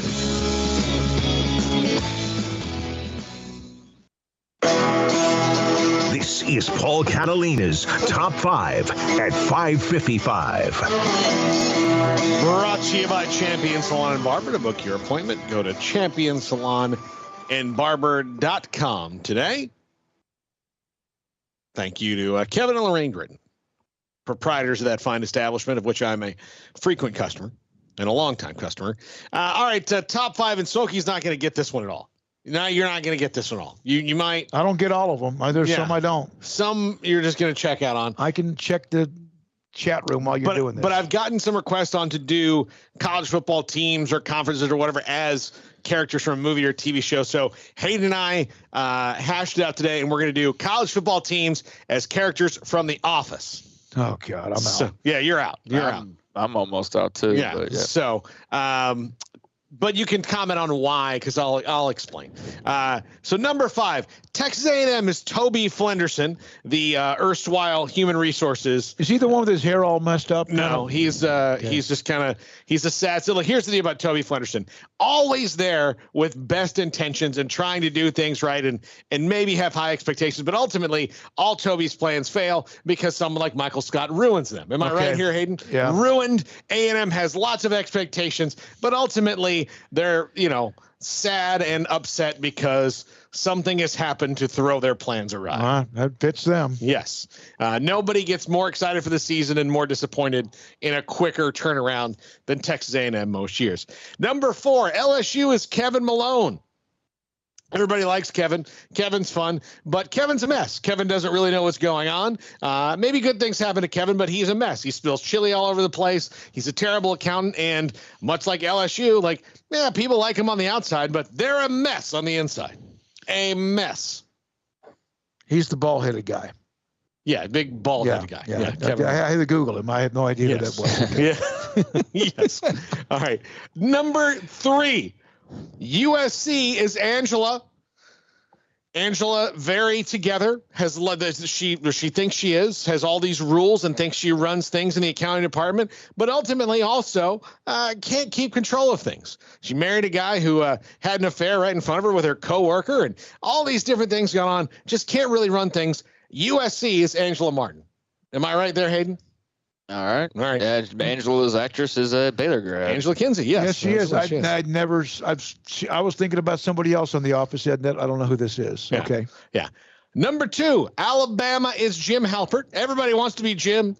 Jim gets the girl. Jim pranks everybody. Just when you think you've gotten one over on Jim, he's got you. Everybody likes Jim. Everybody loves Jim. Alabama, he's the best one. Best character on The Office. So it's got to be Alabama's Jim Halpert. He looks like Jack McKenzie. I'm sure Jack will be. I think it's a compliment. He plays same actor plays Jack Ryan, so he does. Yes. Okay. You would like that one, Smokey. Jack Ryan. You would like that. The movie? Yeah. Well, no. There's a series on Amazon now. Jack Ryan. It's very good. All right. It's very good. And number 1, the University of Texas is Dwight Schrute. Look, Dwight's the number 1 salesman, so that means a lot of money. Dwight makes a lot of money for Dunder Mifflin. Dwight also likes to think he's in charge. Dwight also likes to, stomp his foot down and rat out his coworkers. Dwight tried to be in charge, and it blew up in his face. So, and this, I guess, would be before the finale. If I'm a UT fan, I'm finding your cell phone number, and I'm giving it to every alum in America. But Texas is Dwight Schrute. That's who they are. Texas is Dwight. I think they'd rather be Andy Bernard. Well, he went to Cornell. Okay. He went to Cornell. But no, I don't know, Andy Bernard. I think they'd rather be Pam Beasley. I don't know how the Texas could be Pam Beasley. No, okay. Craig, you watch that much at all, ever? Yeah, I watch it. I watched it at one point, and I know a little bit about the characters. I don't know. I know enough to know what Paul's talking about, but I don't know enough to make great comparisons like he just did for. I was hoping college. You did. I probably should have asked you, Craig, in this, or just had Hayden get down here on the mic and talk. But from Dwight, this is from JT and Pikes Peak. Dwight and Jim are far more likable than either Alabama or Texas. That part I would agree with. That's probably true. I would agree with that. That's probably true. I did not do a Michael Scott. Maybe I'll do another one down the line where maybe you guys are on vacation and I can lump Armstrong in or something. Yeah. Is he watching? I'm sure he does. Or GIF where he walks around. It's happening. It's happening. Is that Michael Scott? That's Michael Scott. Okay. Yeah, that's right. Michael Scott. Okay. That's Steve Carell, the star of The Office. I almost did one as Sopranos characters because The Many Saints of Newark came out last week, and that might be maybe more some of our audience's vibe though. So by the way, guys, Many Saints of Newark, pretty good. Not the greatest thing in the world, but pretty darn good. All right, pretty good, huh? Yeah, I was going to ask you. I haven't seen it yet. Yeah. So. Flyover stats fan, Mr. Smoak, you're hilarious Googling all of these characters. Yeah.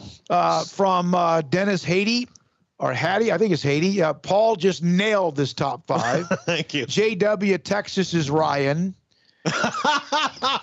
That's a good one. That's not bad. Dennis said Clemson is the Asian one. Is Asian Jim? Is there a character? I don't know. Well, Later on, everyone's saying goodbye. Okay. Yeah. All right. Okay. All right. We have high school football coming up at 7:00 pregame. Midway and Mansfield, both teams in need of a win. Midway hasn't won a game in a long time. In a long, long time, at 0-5 on the year. We'll have that at 7:00 also on 106.7 FM. The Eagle, Hayden Bumpus, thank you very much. Armstrong Sims back in the studio. We are back in the studio tomorrow at 9:00. Baylor pregame against West Virginia until 10:30. Armstrong will help run the mothership. Craig Smoak, Paul Catalina, the chat room crowd, thank you all. It's a family. Text messages. I'm David Smoak. Good night for now. Sikkim 365 Radio, 365 Sports.